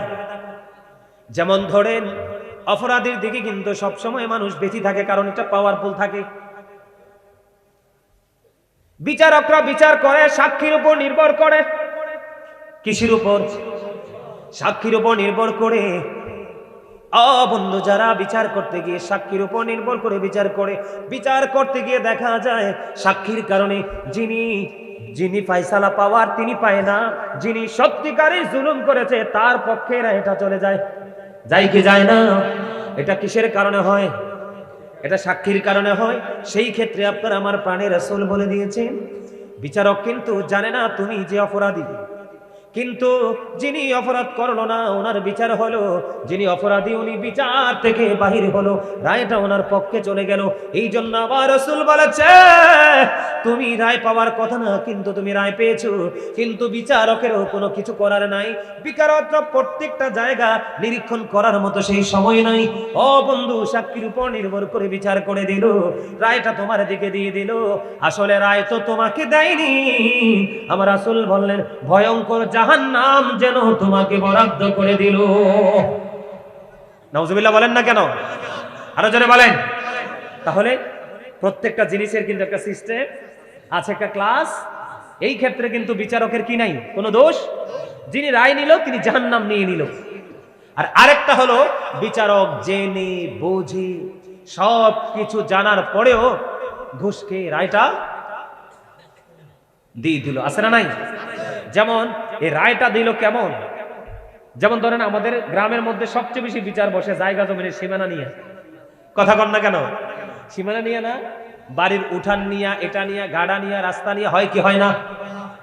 বন্দরে আমার আপনি যদি জোর করে বিচারকের সহযোগিতা নিয়ে জোর করে যদি আপনি 1 বিঘা পরিমাণ জায়গা যদি আপনি দখল করে নেন, আমার রাসূল বলেছে তুমি দুনিয়ার মধ্যে জায়গা দখল করে নিয়ে গেলা, আল্লাহ রাসূল বলেছেন কাল হাসরের ময়দানে তোমার গলার মধ্যে 7টা পৃথিবী মালা বানাইয়া ঝুলাইয়া দেওয়া হবে। জুড়ে জুড়ে বলেন না নাউজুবিল্লাহ। কয়টা পৃথিবী? 7টা পৃথিবী। এই যে দেখেন, এক্সাম্পল দিই, এটা কি পানির বোতল? কি কয় লিটার? কথা বলেন কয় লিটার? 1 লিটার আমি হাতে রাখলাম, কিছু সময় ভালো লাগলো, কিছু সময় হাঁটার পরে কিন্তু এটা বন্ধু কয়েক লিটারে রূপান্তরিত হবে। যুবক ভাইয়ের আপনারা বুঝেননি, কারণ সমাজের অসভ্য বন্ধু বিচারক, সমাজের ক্যারেক্টারলেস নেতারা, দেশের চরিত্রহীন নেতারা তোমাদের মতো যুবকদেরকে ব্যবহার করে সমাজের মধ্যে, দেশের মধ্যে ত্রাসের রাজত্ব কায়েম করে। ঠিক কিনা বলেন? ও যুবক, আমি তোমাদেরকে মিন করে বলছি, আল্লাহর হাবিব বলেছেন এদিক তাকান, তুমি জানলা, তুমি বুঝলা, তুমি জানার পরেও বোঝার পরেও সবচেয়ে বড় আযাব যেটা, সবচেয়ে বড় ভয়ঙ্করতা যেটা, তুমি জানলা সেই লোকটা অপরাধী, তুমি জানলা সেই লোকটা ঘুষ খায়, তুমি জানতে পারলা সেই লোকটা অন্যায়ের পক্ষে থাকে না, অন্যায়ের পক্ষে থাকে না, অন্যায়ের পক্ষে থাকে, সব কিছু জানার পরেও তুমি ওই অপরাধীর কাছে গেলা, কারণ ঘুষ দিতে পারবা। আল্লাহ রাসূল বলেছেন তুমি অপরাধী জানার পরেও তুমি তাকে সমর্থন করেছো, কারণ তোমার বাজারের দিনে তোমার ঘরে একবার বাজার পাঠিয়ে দিয়েছে, যেই কোনো সুবিধা তোমাকে সময় সময়ে দিয়েছে। আল্লাহ রাসূল বলেছে ও যুবক বন্ধুরে, ও আমার ভাই, আমার বাবা গো, মা বোনদেরকে বলছি গো, আমার রাসূল বলেছেন সবকিছু জানা শোনার পরেও যেই ব্যক্তিটা অপরাধীকে সমর্থন করবে, আমার রাসূল বললেন সেই মুসলমান থেকে সঙ্গে সঙ্গে খারিজ হয়ে যায়। জোরে জোরে কন্যা নাউজুবিল্লাহ। সবকিছু জানার পরে, বোঝার পরে, অপরাধী চিহ্নিত করার পরেও যদি অপরাধীকে সাপোর্ট দেয়, তাহলে সে কি হয়ে গেল? মুসলমান থেকে খারিজ, সে আর মুসলমান থাকে না। এর চেয়ে বড় সাজার আসেনি, এর চেয়ে বড় ভয়ঙ্কর অভিশাপ আর আসেনি। অন্যায় করতে গেলে, অপরাধ করতে গেলে আপনাকে আমাকে সচেতন থাকতে হবে, ঠিক না ঠিক? এক্সাম্পল বন্ধু, আমি এটা হাতে নিলাম, আগামী দিন প্র্যাকটিক্যালি আপনারা একটু ট্রাই করবেন। জীবনে প্র্যাকটিক্যালি শিক্ষার জন্য আমি যেটাকে হাতে ধরছি সর্বোচ্চ 1-1.5 মিনিট হইব, ঠিক কিনা বলেন? মনে হয় যেন এটা আমার হাত ছিঁড়ে পড়ে যাবে, আর এমনি যদি হাঁটতে থাকি ধুলতে থাকবে, ও বন্ধু কিছু দূর যাওয়ার পর এটা 5 লিটারে রূপান্তরিত হবে। আমি হাঁটতে থাকলাম, আমার গন্তব্য অনেক দূর, আমি আরো বড় বন্ধু করে হাঁটতে থাকলাম, হাঁটতে হাঁটতে একটা এমন অবস্থা হবে এটা আমার হাতে আর সইবে না, ঠিক কিনা বলেন? হঠাৎ করে আমার মধ্যে এত দুর্বল মনোভাব তৈরি হবে। আমি প্র্যাকটিক্যালি আপনাদের কাছে বলি, মাইন্ড করবেন না, আমি কিন্তু হাঁটতেছি, আমার হাতের পাওয়ারলেস হয়ে গেছে, আমি নির্বোধ হয়ে গেছি বন্ধু। হঠাৎ করে আমার মনের অজান্তে এইভাবে আমি ফেলে দিতে পারবো, ঠিক কিনা বলেন? কথা বুঝতে পারছেন নি বন্ধু? এখানে আপনাকে নিয়ে আসার জন্য বলছি এই কারণে, আপনারা একটু গভীরভাবে চিন্তা করবেন বন্ধু। এই আমি হাঁটতে হাঁটতে ক্লান্ত হয়ে গেলাম, আমি একটা সময় এটাকে ছিঁড়ে ফেলে দিলাম, মাটির মধ্যে ফেলে দিলাম বন্ধু, কিন্তু ওপারটা তো ভয়ঙ্কর হবে। তুমি দীর্ঘ পথ তোমাকে চলতে হবে, দীর্ঘ পথ তোমার গলায় নিয়ে হাঁটতে হবে বন্ধুরে আমার আল্লাহ বলে দিয়েছেন, ও গাজী সুলাইমান, তোমাদের এলাকায় এসে পানির বোতল হাতে নিয়ে, এই পানিটার নাম কি? আকুয়াফিনা। এই পানির বোতল হাতে নিয়ে তিনি তোমাদেরকে প্র্যাকটিক্যালি দেখিয়েছিল, তোমরা নির্বোধ ছিল, তোমরা সেন্সলেস ছিল, তোমরা সেন্সিবিলিটি সম্পূর্ণ পারসন হতে পারো নাই। আমি আল্লাহ জানিয়ে দিয়েছি, তিনি কিন্তু একটা সময়টাকে ছেড়ে দিল, ফেলে দিল, কিন্তু তোমাদের ভয়ঙ্কর রূপে রূপান্তরিত হবে। আল্লাহ রাসূল বলেছেন, তুমি তো মুসলমান থেকে খারিজ হয়ে গেলা, তোমার ঠিকানা হয়ে গেল জাহান্নাম। ওই জাহান্নামের মধ্যে ওই পাপীদের জন্য একটা ভয়ঙ্কর খাবার বরাদ্দ আছে, যেটার নাম হলো বন্ধু জাক্কুম। এই জাক্কুম যদি, এই গ্রামটার নাম কি? কি? বড় বাতুয়া। এই বড় বাতুয়া গ্রামে একটা ফোঁটা জাক্কুম যদি এই মুহূর্তে যদি এইখানে পড়ে, মাত্র জাস্ট একটা ফোঁটা জাক্কুম যদি এখানে পড়ে রে, ও বন্ধু, আমার রাসূল জানিয়ে দিয়েছেন গোটা পৃথিবীর মাটিটা বিষাক্ত হয়ে যাবে। কিয়ামত পর্যন্ত এই পৃথিবীর বুকে কোনো শস্য জন্ম হবে না। এই বিষাক্ত, এই কাঁটাযুক্ত ভয়ঙ্কর খাবার তোমাকে খাইতে হবে, আর 7টা পৃথিবী গলায় নিয়ে তোমাকে রাস্তা অতিক্রম করতে হবে। যুগের পর যুগ, বছরের পর বছর, লক্ষ লক্ষ কোটি কোটি বছর চলে যাবে। আমার আল্লাহ বলেছে, বান্দারে সাবধান হয়ে তুমি কবরে আসো, কারণ আল্লাহ বলেছেন লা ইয়ামুতু, people will not die that day, সেদিন মানুষগুলো মরতে পারবে না। আল্লাহ বলেছেন ফিহা ওয়ালা ইয়াহইয়া, people will not be able to live that day, সেদিন মানুষগুলো বাঁচতে পারবে না। আল্লাহ বলেছেন ওমা হুমান হাবি গায়বিন, people will not be able to escape that day, সেদিন মানুষগুলো সেখান থেকে পালাইতেও পারবে না। জোরে জোরে বলেন না নাউযুবিল্লাহ। আমার আল্লাহ বলে দিয়েছেন, ইয়া আইয়ুহাল্লাযীনা আমানু যিকুরুল্লাহা যিকরান কাসীরা ওয়াসাব্বিহুহু বুকরাতাও ওয়াসীলা। আমার আল্লাহ ইমানদারকে ডাক দিয়েছেন, কোন বেঈমান, কোন কাফির, কোন মুশরিককে আমার আল্লাহ কোন মুনাফিককে ডাক দেয়নি। আমার আল্লাহ বলেছেন, ইয়া আইয়ুহাল্লাযীনা আমানু, আমার আল্লাহ ইমানদারকে ডাক দিয়েছেন, ও ইমানদারেরা, তোমরা বেশি বেশি করে মাওলার জিকির করো গো, আর সকাল তো সন্ধ্যা নবীজি, সকাল তো সন্ধ্যা আল্লাহর পবিত্রতা ঘোষণা করো। জোরে জোরে বলেন না সুবহানাল্লাহ। এখন জিকির করতে হলে আপনাকে আমাকে কোনো কন্ডিশন চলবে না, যে আমি শুয়ে থাকলে করব, বসে থাকলে করব না, এমন কোনো কন্ডিশন থাকবে না। ফাযকুরুল্লাহ কিয়ামান, দাঁড়িয়ে দাঁড়িয়ে জিকির করো, কুউদান, বসে বসে জিকির করো, ওয়া আলা সুনুবিকুম, শুয়ে শুয়ে জিকির করো। কিন্তু বন্ধু, দাঁড়িয়ে থাকলেও জিকির করতে হবে রে, বসে থাকলেও জিকির করতে হবে, শুয়ে থাকলেও জিকির করতে হবে, বসে বসে জিকির করতে হবে, শুয়ে শুয়ে জিকির করতে হবে, দাঁড়িয়ে দাঁড়িয়ে জিকির করতে হবে। নো এক্সকিউজ, ঠিক কিনা বলেন? কোন ধরনের কোনো অজুহাত চলবে না, কোন ধরনের কোনো অজুহাত চলবে না। ও বন্ধু, তোমরা হৃদয়ের জানালা খুলে শোনো। বিশেষ করে আমি আমার মা বোনদের খবর শুনেছি, এখানে আমার মা বোনের এসেছেন, আমি আমার মা বোনদেরকেও ডেকে ডেকে বলছি, আমার আল্লাহ বলে দিয়েছেন, ইন্না বাতশা রাব্বিকা লাশাদীদ, the seizing of Allah is difficult, আল্লাহর ধরা, আল্লাহর পাকড়াও বড় শক্ত, বড় কঠিন। তার মানে আল্লাহ রাব্বুল আলামিন বান্দাকে খুব শক্ত করে ধরবে। ইন্নাল্লাহা সারিউল হিসাব, Allah is quick to take account, Allah হিসাব গ্রহণে অত্যন্ত তৎপর। বন্ধু তোমাকে ধরবে এবং তোমার কাছ থেকে চুকিয়ে চুকিয়ে হিসাব নেবে। সেদিন যদি তুমি হিসাব দিতে না পারো বন্ধু, মনে রাখো, আমার আল্লাহ বলে দিয়েছে, তুমি আল্লাহকে বলে গেলা দুনিয়ার প্রেমে পড়ে, তুমি রাসূলকে বলে গেলা সন্তানের প্রেমে পড়ে, এই দুনিয়ার প্রেম, এই দুনিয়ার লোভ লালসা আল্লাহ এবং আল্লাহ রাসূলের ভাবনা থেকে তোমাকে দূরে সরিয়ে দিল। মনে রাখো, এই পৃথিবী একদিন তোমার গলার কাটা হয়ে যাবে বন্ধু। হৃদয় খুলে শোনো গো, এই জান্নাতের বাগান আজকে আপনার আমার জন্য হতে পারে নাজাতের উসিলা, ঠিক কিনা বলেন?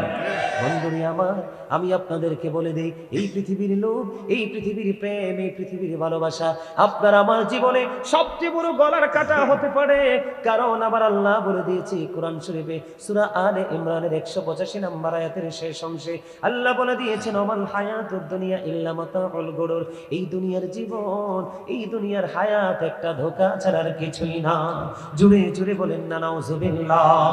ও বন্ধু, হৃদয়ের জানালা খুলে শোনো গো, শুধু এখানেই ক্ষান্ত নয়, মানুষ অন্যায় করে, অপরাধ করে, জুলুম করে, যত ধরনের আল্লাহ আল্লাহ রাসূলের বিরোধী কাজগুলো করে, কিসের জন্য? সন্তানের জন্য, ভবিষ্যতের জন্য, তাই কিনা বলেন? আর জোরে বলেন, কার জন্য করে? ওমা সবাই বলেন না কেন? আমার কথা বলেন না, সবাই বলেন কার জন্য? আরো জোরে বলেন না, কথা বলতে পারেন না? পারলে কথা বলেন না কেন? এই যে পরিশ্রম করতেছি কন্টিনিউ, কার জন্য? আরো জোরে কোন? সন্তানের জন্যই তো। এই সন্তান হবে আপনার জীবনে সবচেয়ে বড় অভিশাপ। ও বন্ধু, দুনিয়ায় না আখিরাতে হবে সবচেয়ে বড় বিপজ্জনক। বন্ধুরে আমার, আপনি আল্লাহকে ভুলে গেলেন, রাসূলকে ভুলে গেলেন। আজকে গ্রামের মানুষগুলো সবাই যদি জান্নাতের বাগানে আসতো, ও বন্ধু, এখানে জায়গা দেওয়া যেত না। কিন্তু মানুষগুলো আগামীকালকে কাজে যাবে, অফিসে যাবে, এই ধরনের অজুহাত দেখিয়ে ঘুমিয়ে গেল। এই মাহফিলটা তো 365 রাতের মধ্যে একটা রাতের কিছু অংশে হবে, অন্যথায় না। ঠিক কিনা বলেন? কিন্তু আজকে আপনি কাজের অজুহাত দিলেন, আপনি ব্যক্তিগত যে কোনো সমস্যা দেখি আপনি ঘরে বসে রইলেন। আপনার জীবনের সময়গুলো কোন কোন কাজে ব্যয় করেছেন, এগুলোর হিসাবও আমার আল্লাহর কাছে দিতে হবে। বন্ধু, দ্বীনের শিক্ষা কতটুকু অর্জন করেছেন, সেটার উপর ভিত্তি করে কতটুকু আমল করেছেন, এইগুলোর জবাব আল্লাহ রাব্বুল আলামিনের কাছে দিতে হবে। আমার মূল ফোকাসটা যেই দিকে বন্ধু, কোরআন শরীফের 19 পারা সূরা শুআরার 88 নম্বর আয়াতে আমার আল্লাহ বলে দিয়েছে, ইয়াউমা লা ইয়ানফাউ মালু ওয়ালা বানুন। আপনার কাল হাসরের দিন, কাল কিয়ামতের দিন আপনার ধন সম্পদ, সন্তান সন্ততি কোনোটাই কোনো কাজে আসবে না। জোরে জোরে বলেন না নাউজুবিল্লাহ। আরো জোরে বলেন না নাউজুবিল্লাহ। আর একটু মহব্বতে বলেন নাউজুবিল্লাহ। আওয়াজ না দিলে তো ওয়াজ করতে পারবো না। সবাইকে আওয়াজ দিতে হবে, জবান খুলে। জবানের হক তো আদায় করতে হবে। আপনাদের আমাদের মাঝে বোবা মানুষ আছে না? কথা বলতে পারেনি, তারা কথা বলতে পারে না। তো তারা কথা না বলতে পারার কারণে তাদের পৃথিবী অন্ধকার না আলোকিত? অন্ধকার না? তাকে আল্লাহ বাকশক্তি দেয় নাই, আপনাকে আমাকে বাকশক্তি দিয়েছে। তাহলে এই বাকশক্তি আপনি কোন কাজে লাগিয়েছেন, সেই জবাব আল্লাহর কাছে দিতে হবে না? কি করে দিবে? এই মিয়া, এর মতো কৃপণ মানুষ সৃষ্টি জগতে আর কেউ হতে পারে না, যার সামনে আল্লাহর জিকির, রসুলের দুরূদ পড়া হয়, তারপরেও সে প্রাণ উজাড় করে পড়ে না। তার চেয়ে বড় কৃপণ আর সৃষ্টি জগতে কেউ হতে পারে? মনে রাখবেন, সেই যে কৃপণ হয়ে যায়, এই কৃপণ মানুষের দান, সাদকা, নামাজ, রোজা, হজ, যাকাত কোনো কিছু আল্লাহর কাছে কবুল হবে না। কৃপণ মানুষ আল্লাহর পছন্দ না, কারণ আমার আল্লাহও কৃপণ না, আমার রসুলও কৃপণ না। আমরা কেন কৃপণতা করে পথভ্রষ্ট হব? আপনারা যদি প্রাণ খুলে কথা না বলেন, তাহলে আপনাদের ফিটে 2টা সিল পড়বে। কয়টা? কয়টা? 2টাই নেগেটিভ, পজিটিভ না। কিরকম? হয় আপনি কৃপণ, না হয় আপনি অহংকারী। বুঝতে পারেন নাই? আল্লাহ ডাজন্ট লাইক দ্য প্রাউড। আল্লাহ অহংকারীকে পছন্দ। আপনি অহংকার করবেন কেন? ইন্নাহু লা ইউহিব্বুল মুস্তাকবিরিন।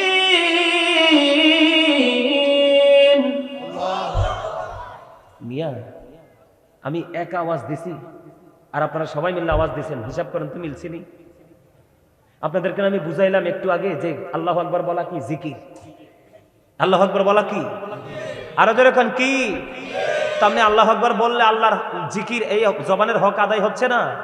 তাহলে আল্লাহু আকবার বলতে কৃপণতা করেন কেন? আল্লাহ বড়, আল্লাহ মহান, আল্লাহ স্রষ্টা, এটাকে স্বীকার করতে আপনার লজ্জা করে? হ্যাঁ, তো লজ্জা না করলে আল্লাহু আকবার বললেন না কেন?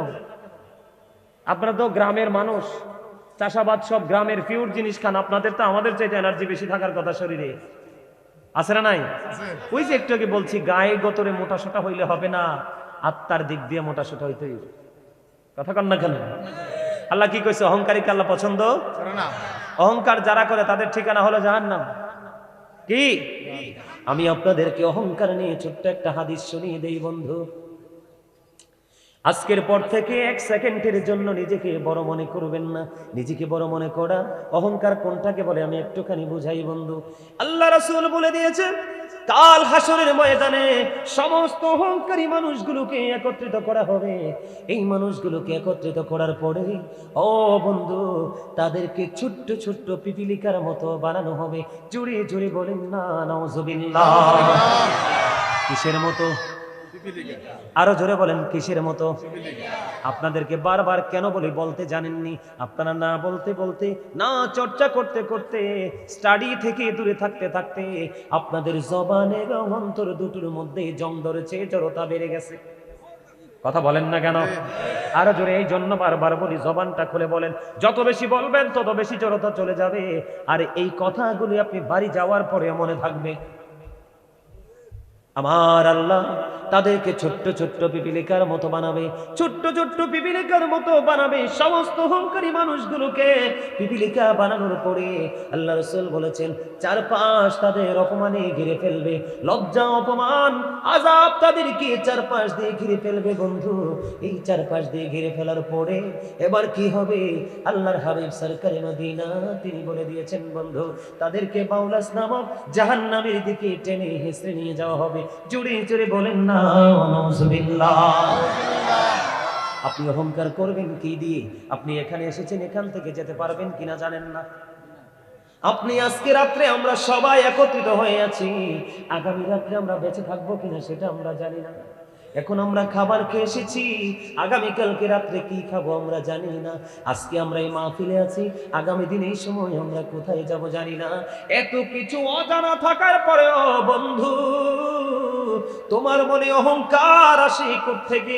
সব কিছু তোমার কাছে অজানা, তুমি কোনো কিছুই জানো না। সব কিছু রহস্য আমার আল্লাহ জানে। তুমি যেহেতু কোনো কিছু জানো না তাহলে তোমার অহংকার করার কোনো প্রশ্নই আসে না। আমি তোমাদেরকে বলে দেই বন্ধু কত লজ্জা কত অপমান আমাদের জন্য বন্ধু অপেক্ষা করতেছে। আপনারা মনে রাখেন অহংকারীকে ছোট্ট পিপিলিকা বানানো হবে, সমস্ত অহংকারীকে একত্রিত করা হবে। আপনারা আগামী দিন আমার ওয়াজের দিকে বিশ্লেষণ করবেন বাড়ি গিয়ে, আপনার বাড়ির আঙ্গিনায়, আপনার বাড়ির উঠানে, আপনার ঘরের দেয়ালে অথবা কোনো না কোনো জায়গায় দেখবেন আপনি পিপিলিকা হাঁটছে। তখন আপনি পিপিলিকার দিকে একটু নজর দিয়ে চাইয়া দেখবেন ভাইর কি আফসোস, আমিও নাকি কাল হাসরের ময়দানে পিপিলিকার মতো হব। অথচ আল্লাহ কোরআনে কি বলেছে বন্ধু আমি আপনাদেরকে একটুখানি বলে দেই। আমার আল্লাহ অত্যন্ত চমৎকার ভাবে বলে দিয়েছেন বন্ধু। কোরআন শরীফের 30 পারা সূরা ইনফিতরের মধ্যে ঢোকেন, আল্লাহ রাব্বুল আলামিন বলে দিয়েছে ফি আই সূরাতিন মা শাআ ওয়াক্কাবার। জুরি জুরি বলুন আল্লাহু আকবার। আল্লাহ রাব্বুল আলামিন বলে দিয়েছেন, আল্লাহ রাব্বুল আলামিন বলেছেন আল্লাহ ক্রিয়েটেড দ্য মাইন্ড। আল্লাহ রাব্বুল আলামিন বলে দিয়েছে ও বন্ধু তোমরা সবাই শোনো গো। আল্লাহ রাব্বুল আলামিন বলেছে এই মানুষগুলোকে আল্লাহ ইচ্ছে মতো নিজের মন মতো করে বানাইছে। আমাদেরকে আল্লাহর মন মতো করে বানাইছে, ইচ্ছে মতো করে বানাইছে। তাহলে বুঝে আমরা আল্লাহর কত আদরের বান্দা, ঠিক কিনা বলেন বন্ধু? এটা কোনো শুটিং স্পট নয় রে ও বন্ধু, এটা হলো একটা মার্কেট, শপিং মল। এখানে আমরা সবাই এসেছি শপিং করার জন্য। বলি হুজুর আমাদের শপিংটা কেমন হবে? আমরা সহি নিয়ত করে এসেছি আজকে গাজী সুলাইমান আল কাদরি আসবে, ওনার জবান থেকে কোরআন হাদিসের আলোচনাগুলো শুনবো। শুধুমাত্র এই খেয়াল করে আপনারা বাড়ি থেকে রওনা দিয়েছেন, প্রত্যেকটা কদমে কদমে আপনার গুনাহগুলো ঝরে গেছে। ও বন্ধু এটা যে কত বড় নিয়ামত, আজকের চারপাশে রহমতের ফেরেশতারা বেষ্টনী দিয়েছে রে। ওই সিসিটিভির মধ্যে আপনার আমার ছবিগুলো উঠতেছে। এমনও তো হতে পারে আগামী দিনে মাহফিল আপনার আমার নাজাতের উসিলা হতে পারে। জোরে জোরে বলেন না আমিন, আরে জোরে বলেন না আমিন। আমি আপনাদেরকে একটুখানি বুঝাই আমাদের সম্মান কত, আমাদের ইজ্জত কত, আল্লাহ আমাদেরকে কত আপন করে বানিয়েছে। কোরআন শরীফের 30 পারা সূরা ইনফিতরের মধ্যে বলেছে আল্লাহ আমাদেরকে আল্লাহর ইচ্ছে মতো করে বানাইছে। এখান থেকে আমি দূরে যাব, সূরা 3 কোরআন শরীফের 30 পারায় আছে না নাই? ওয়াত্তিনি ওয়াজ-যাইতুনি ওয়া তুরি সিনিন ওয়া হাযাল বালাদিল আমিন। আছে নাই? নাই।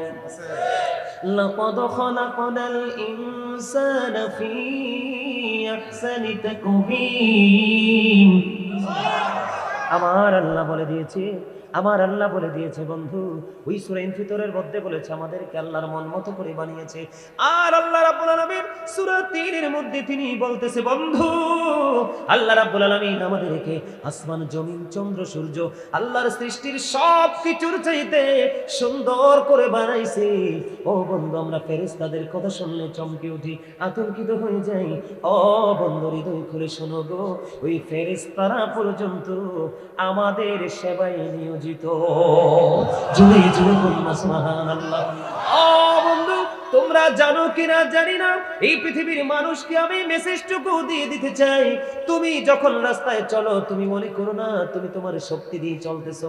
না না না, তুমি যখন হাঁটো একজন ফেরেশতা তোমার সামনে, আরেকজন তোমার পিছনে।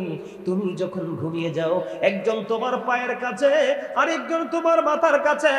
ও বন্ধু, আর দুইটা আছে কন্টিনিউয়াসলি তোমার আমার জীবনের সকল কর্মগুলো লিপিবদ্ধ করতেছে। জানেন নেই খবর? কথা বলেন, জানেননি? কিরামান কাতিবিন কাঁদে বসিয়া সকল কর্ম লিখিতেছে হুকুমনিয়া, আল্লাহর হুকুমনিয়া। 40 কদম হাঁটিয়া আসবে সজন, মুনকার নাকির হাজির হইবে তখন। ঘুমটা খুলিয়া সওয়াল করিবেন তখন। আছে না নাই? আমাদের জীবনে সেই সময় আসবে কি আসবে না? ও বন্ধু, আসার যদিও মানুষের সিরিয়াল থাকে। ও বন্ধু, প্রথম আসলো বড় বাবা, তারপরে আসলো বড় বাবা থেকে দাদা, দাদা থেকে আসলো বাবা, বাবা থেকে আসলাম আমি, আমার থেকে কে আসবে এটা একমাত্র আল্লাহই জানে। ঠিক কিনা বলেন? আসার যদি একটু ডিসিপ্লিন আছে, আসার যদি একটা সিরিয়াল আছে, কিন্তু বন্ধু যাওয়ার কোনো সিরিয়াল নাই রে। ও বন্ধু, যাওয়ার যেহেতু কোনো সিরিয়াল নাই, যাওয়ার যেমনি ভাবে সিরিয়াল নাই, ঠিক তেমনি ভাবে চিরসত্য হলো যাওয়ার সময় কাউকে সঙ্গেও নিয়ে যাওয়া যায় না। বন্ধুরে আমার, আমি আপনাদেরকে বুঝাইতে চাইলাম, মানুষকে আল্লাহ সুন্দর করে বানাইছে, মানুষকে আল্লাহ নিজের মন মতো করে বানাইছে। এই মানুষগুলো কাল হাসরের দিন ছোট্ট পিপিলিকার মতো হয়ে যাবে। অপমান তাদেরকে, লজ্জা তাদের চারপাশ দিয়ে ঘেরাও করে ফেলবে। জাহান্নামের দিকে তাদেরকে টেনে হেঁচড়ে নিয়ে যাওয়া হবে রে। জোরে জোরে বলেন না নাউজুবিল্লাহ। এটার কারণ কি? এটার কারণ কি?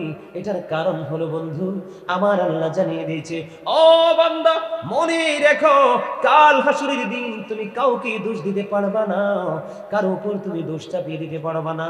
কারণ আমার আল্লাহ জানিয়ে দিয়েছে, ইন্নাল্লাহা লা ইয়াজলিমুন নাসা শাইয়্যান ওয়ালাকিন্নান নাসা আনফুসাহুম ইয়াযলিমুন।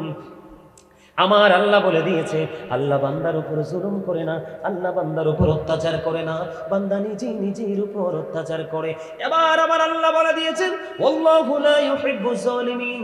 অত্যাচারী যারা করে, ও বন্ধু জুলুম যারা করে, আমার আল্লাহ জালেম অত্যাচারীকে পছন্দ করে না। ওরে বন্ধু, হৃদয় খুলে শোনো গো, আমি আমার ভাই বাবাদেরকে বলছি, আমি আমার মা বোনদেরকে বলছি গো, যে যেখানে আছো মাইকের আওয়াজ যদি শুনতে পাও একটু হৃদয় খুলে শোনো। কত জঘন্য হবে, কত বিপজ্জনক হবে ও পারটা। আমার আল্লাহ বলেছে, আল্লাহ বান্দার উপর অত্যাচার করে না, বান্দা নিজেই নিজের উপর অত্যাচার করে। আল্লাহ বলেছেন, যারা অত্যাচারী আমার আল্লাহ তাদেরকে ভালোবাসে না, অত্যাচারীদের বিপদ খুবই সন্নিকটে। আমার আল্লাহ বলে দিয়েছেন, ওমালিজ জালিমিন আনসার, ওমালিজ জালিমিন মিন আনসার। জালেম অত্যাচারীরা যখন বিপদে পড়বে, আমার আল্লাহ বলে দিয়েছেন তাদের জন্য কোনো সাহায্যকারী আমার আল্লাহ রাখে নাই। এই জন্য জালেম অত্যাচারীদেরকে নিয়ে একটা গজল আমি লিখছি, একটুখানি গাইবনি। আপনারা আমার সাথে সুর দিবেন কিনা বলেন? গভীর কথাগুলো শুনবেন।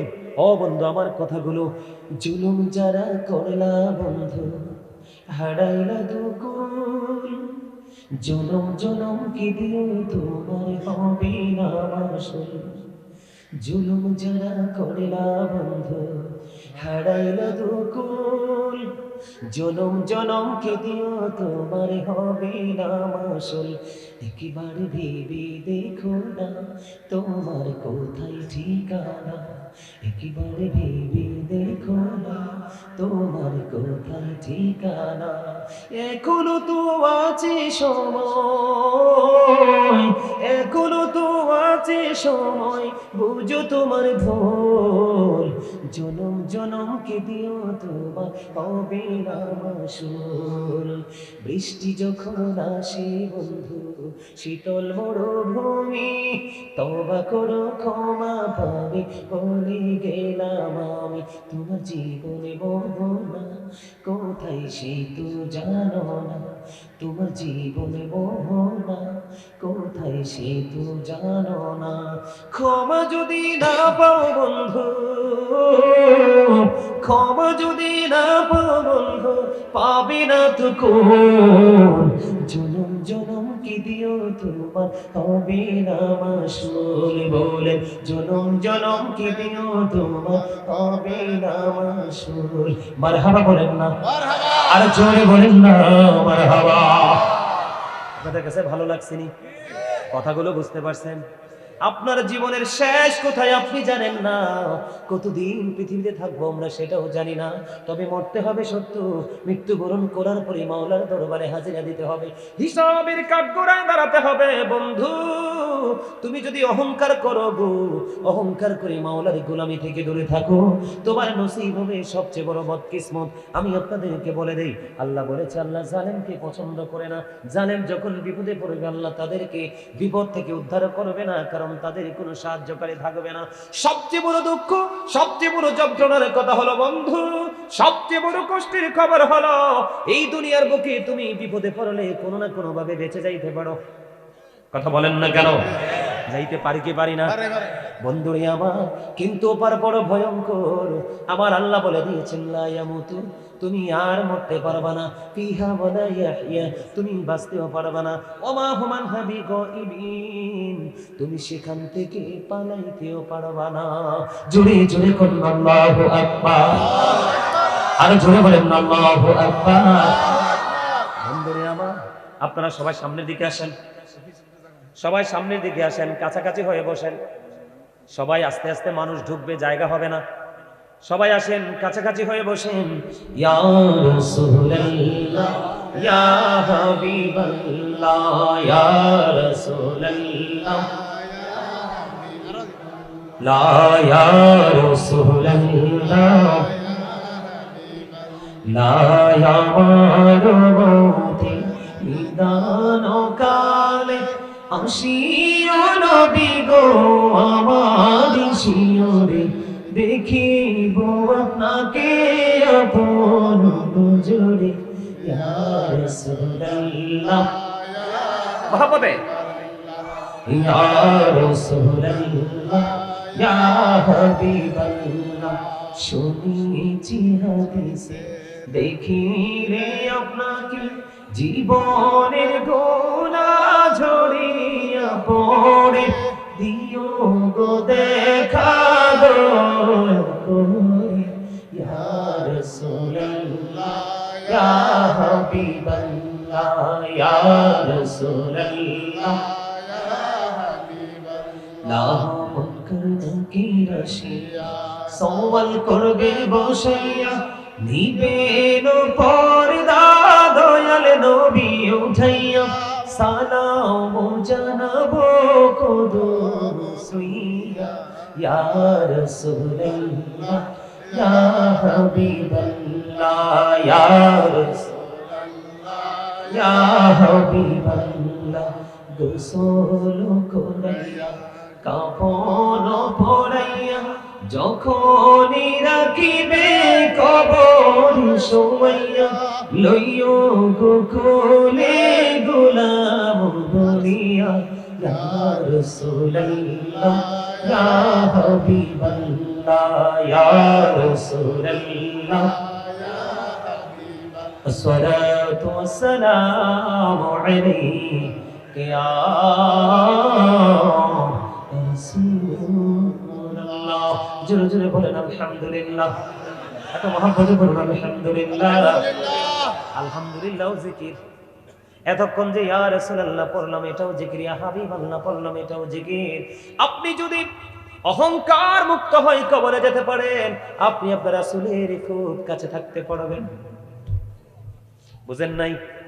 আল্লাহ রাসূল বলেছে দুনিয়ার বুকে থেকে তুমি যত বেশি দরুদ পড়বা, কাল হাসরে তুমি তত বেশি আমি নবীর কাছে থাকবা। সুবহানাল্লাহ বলেন না? ও বন্ধু, দাইলামি শরীফের মধ্যে এসেছে হাদিস খানা।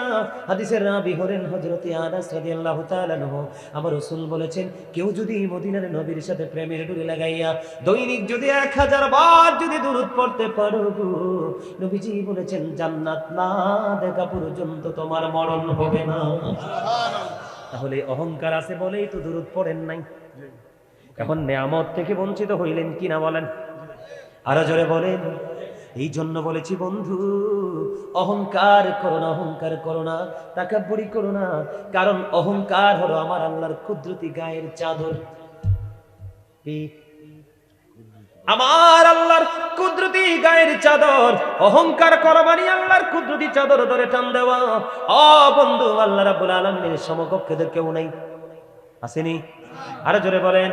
কুল হু আল্লাহু আহাদ, আল্লাহ ইজ ওয়ান। ঠিক কিনা বলেন? লা ইলাহা ইল্লাল্লাহ, there is no god but Allah. সে আল্লাহ ব্যতীত কোনো উপাস্য নেই, কোনো ইলাহ নেই। বাস্তব সত্য কিনা বলেন? তাহলে অহংকার করা আল্লাহর সাজে, কারণ তিনি না শারীক, তিনি অদ্বিতীয়। ওনার কোনো ক্ষয় নেই, ওনার কোনো বিনাশ নেই, ওনার কোনো মরণ নেই। ও বন্ধু, আল্লাহ যদি অহংকার করে সেটা মানায়। এই যে একটু আগে বললাম, আপনি আমি এখন থেকে আগামী দিনে কি করব, কোথায় যাব, কি খাবো, একটাও আপনি আমি জানি না। তাহলে এত কিছু অজানা থাকার পরে অহংকার মুক্ত হয়ে পথ চলা আমাদের উচিত। ঠিক কিনা বলেন? আমি আর অহংকার নিয়ে কথা বলছি না, কারণ এগুলো আমার আলোচনার বিষয় না। আপনারা বলেন অহংকার মুক্ত থাকতে হবে কি না? কারণ আমার আল্লাহ আমাদেরকে সুন্দর করে বানিয়েছে, আল্লাহর মন মতো করে বানিয়েছে। আমার আল্লাহ কোরআন শরীফে 30 পারায় বলে দিয়েছে বন্ধু, কিন্তু এই মানুষগুলো কাল হাসরের দিন পিপিলিকার নেই ছোট হয়ে অপমানযুক্ত হয়ে টেনে হিসড়ে নাকি তাদেরকে জাহান্নামে নিয়ে যাওয়া হবে। কিন্তু বন্ধু, আপনার আমার মধ্যে এমন একজন মানুষ আছে আজকে পাগলের মতো ছুটে এসেছে যে আজকে আমার কাজ শুধু মাহফিলে বসে বসে গাজী সুলাইমান আল কাদরির আলোচনা শুনবো, কারণ আমি তার অনেক বড় ভক্ত। ঠিক কিনা বলেন? আছে না নাই? বলে এই কথাটা হুজুর কিভাবে বললেন? আপনার কনফিডেন্সটা এত হার্ড কিভাবে হলো? সেটার কারণ হলো আমিও তো একদিন ছোট্ট মাহফিল শুনতাম। এখনকার মতো কিন্তু ঘন ঘন মাহফিল আমরা যখন ছোট ছিলাম তখন হতো না। কয়েক গ্রাম পরে একটা মাহফিল হতো। বিশ্বাস করেন, আল্লাহর কসম করে বলছি, হুজুরের চেয়ারটা যেই জায়গায় থাকতো ঠিক কাছে কাছে আমি এসে সবার সামনে এসে বসতাম। আলহামদুলিল্লাহ বলবেন না? আর স্বপ্ন দেখতাম মালিক যদি কোনোদিন একটা চেয়ারে বসে এমনি আলোচনা করতে পারতাম। ও বন্ধু, আমার আল্লাহর কাছে নিয়ামতের কোনো অভাব নাই, আপনারা কল্পনা করতে পারবেন না। শুধু বাংলাদেশ নয়, দেশের বাহির থেকে যত বেশি অফার আসে, ও বন্ধু, এগুলো আমি গল্প বলছি না, আপনাদেরকে বোঝানোর জন্য বলছি। আমার বাহির থেকে অফার আসলে একটাই বলি, বাংলাদেশে আলোচনা সেদিন শেষ হবে, তারপরে আমি বাহির নিয়ে চিন্তা করবো। সুবহানাল্লাহ বলেন না? এটা কেন হয়েছে জানেন? এটা হয়েছে আমার বন্ধু অপ্রতিরোধ্য ছিল আমার স্বপ্ন। এই স্বপ্ন পূরণের জন্য যেই জায়গায় যাওয়া লাগবে, যতটুকু খাটা লাগবে, কোনো জায়গা বাদ রাখি নাই বন্ধু। এই জন্য বলেছি আপনি অহংকার মুক্ত হয়ে যান, মাটির মানুষ হয়ে যান, আপনার স্বপ্ন আমার আল্লাহ অল্প সময়ে পূরণ করে দিবে। কারণ আমার আল্লাহ বান্দাকে খুব আদর করে বানাইছে, অত্যন্ত সুন্দর করে বানিয়েছে।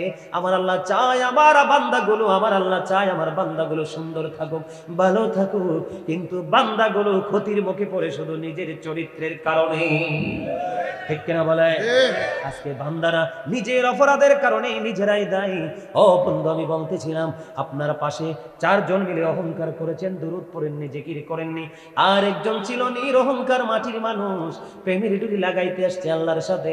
আমার আল্লাহর কথা অনুযায়ী উইদ্দাত লিল মুত্তাকিন, আল্লাহ মুত্তাকিনদের জন্য জান্নাত বরাদ্দ করে রেখেছে। মনে রাখবেন, সকল মুত্তাকি মুসলমান, কিন্তু সকল মুসলমান মুত্তাকি নয়। ঠিক কিনা বলেন? এই ক্লাস করতে হলে তরিকতের পথে হাঁটতে হবে। আপনারা যেমন আকবর আলী রিজভী সাহেবের কাছে বায়াত গ্রহণ করেছেন, ওনার পথে হেঁটেছেন, আমি ডক্টর আহমদ পেয়ারা বাগদাদির সোহবতে ছিলাম, এমনি করে করে আপনি যখন সত্যিকারের বুজুর্গ হক্কানি কোন আলেম, হক্কানি কোন আল্লাহর ওলির সাথে প্রেমের ডুরি লাগিয়ে দিবেন, অহংকার মুক্ত হয়ে যাবেন। আমার আল্লাহ কথা দিয়েছে, বান্দা আমি আল্লাহ তোমাদেরকে কথা দিলাম রে, আমি তোমাদের সাথে ওয়াদাবদ্ধ। আল্লাহ বলেছেন, join with my dear people, আমার প্রিয় লোকদের সাথে যুক্ত হও, কাম টু মাই প্যারাডাইস, আমার জান্নাতে চলে আসো। কি বলেছেন আল্লাহ? আল্লাহ বলেছেন, join with my dear people, come to my paradise. Allah বলেছেন, ফাদখুলি ফি ইবাদি ওয়াদখুলি জান্নাতি। আওয়াজ তুলে তুলে বলেন না সুবহানাল্লাহ, আর যারা বলেন না সুবহানাল্লাহ, একটু মহব্বতে সুবহানাল্লাহ। মজা হয় না? খাবারে লবণ কোন দিন দিবেন? আমি মরার পরে? বোঝেন নাই? তার মানে আমি যাওয়ার পরে লবণ দিবেন খাবারে? কথা বল না কেন? আর জোরে না, এত শক্ত কথা কই না। আলহামদুলিল্লাহ বলেন। আমি অনেক লং টাইম আজকে আলোচনা করতে হবে, কারণ আমার যে বিষয় দিচ্ছে সেই বিষয়ের ধারে কাছেও তো আসি নাই। থাকবেন না আপনারা? বাড়ি চলে যাবেন? সবাই থাকবে ইনশাআল্লাহ। কে কে? সবাই সবাই সবাই হেসে হাসি মুখে বলেন, হাসি দেন, সবাই হাসি দেন, ফ্রিলি ফ্রিলি ফ্রিলি বলেন, ফ্রি, একদম ফ্রি সবাই ইনশাআল্লাহ। আলহামদুলিল্লাহ বলেন। কেন বলছি মানে হাসি দিতে? আল্লাহ কি কয় জানেন? আল্লাহ বলে, যখন তোমার কেউ ছিল না তখন ছিলাম আমি, এখন তোমার সব হয়েছে, পর হয়েছি আমি। যখন তোমার কেউ রবে না, রব শুধু আমি। আমার কাছে আসতে হবে, মনে রেখো তুমি। তোরা চাসনি কিছু, তোরা চাসনি কিছু কারো কাছে খোদার মদদ ছাড়া, অন্যের ওপর ভরসা ছেড়ে নিজের পায়ে দাঁড়া। ঠিক বুঝতে পারছেন? আপনারা কি নিজের বাজার নিজে করে নিবেন, নাকি আপনার ছেলে পাঠাবে সে আশায় থাকবেন? কোনটা বুঝতে পারছেননি? অন্যের উপর ভরসা করা যাবে না, অন্যের উপর ডিপেন্ডেন্ট হওয়া যাবে না। আপনার বাজার আপনাকে করে নিতে হবে, কারণ এই পৃথিবীর এই প্রজন্মের সন্তানগুলো অত্যন্ত নিষ্ঠুর। বাবা মরার পরে বাবার কবরের পারে তো যাবি না, বাবার সম্পদ নিয়ে কিভাবে নিজের হাতে করে নিবে সেই স্বপ্ন নিয়ে ব্যস্ত থাকবে। আমি আজকে বলে গেলাম, এই প্রজন্মের যুবক যুবতীরা যেইভাবে উল্টো পথে হাঁটতেছে, নোংরা নষ্ট পথে হাঁটতেছে, ও বন্ধু, পিতামাতার জন্য এক একটা সন্তান এক একটা অভিশাপ, সবচেয়ে বড় ভয়ঙ্কর বোঝা। বলে বলে হুজুর সবাই কি? না, সবাই না, ভালো তো আছে। কেন বললাম বন্ধু, এই প্রজন্মের ছেলেরা আপনারা ফলো করেন আপনাদের পীর সাহেবকে, হক্কানি আলেম খোঁজেন, মাহফিল খোঁজেন, আর এই যুগের ছেলেরা মোবাইলের মাধ্যমে বেঈমান কাফেরদের জিনিস খোঁজে। কথা বলেন না কেন? এই জন্য আমি প্রায় আজে বলি, মুরব্বীদের অন্তর আল্লাহ রসুলের প্রেম ভালোবাসায় ভরা, আর বর্তমান প্রজন্মের ম্যাক্সিমাম যুবক যুবতীদের অন্তর হিংসা, নোংরামি আর আত্মগরিমায় ভরা। ঠিক কিনা বলেন? কারণ ক্লাস দুইটা, কয়টা? একটা হলো নেগেটিভ, একটা হলো পজিটিভ। পজিটিভ হলো আজকের এই জান্নাতের বাগান।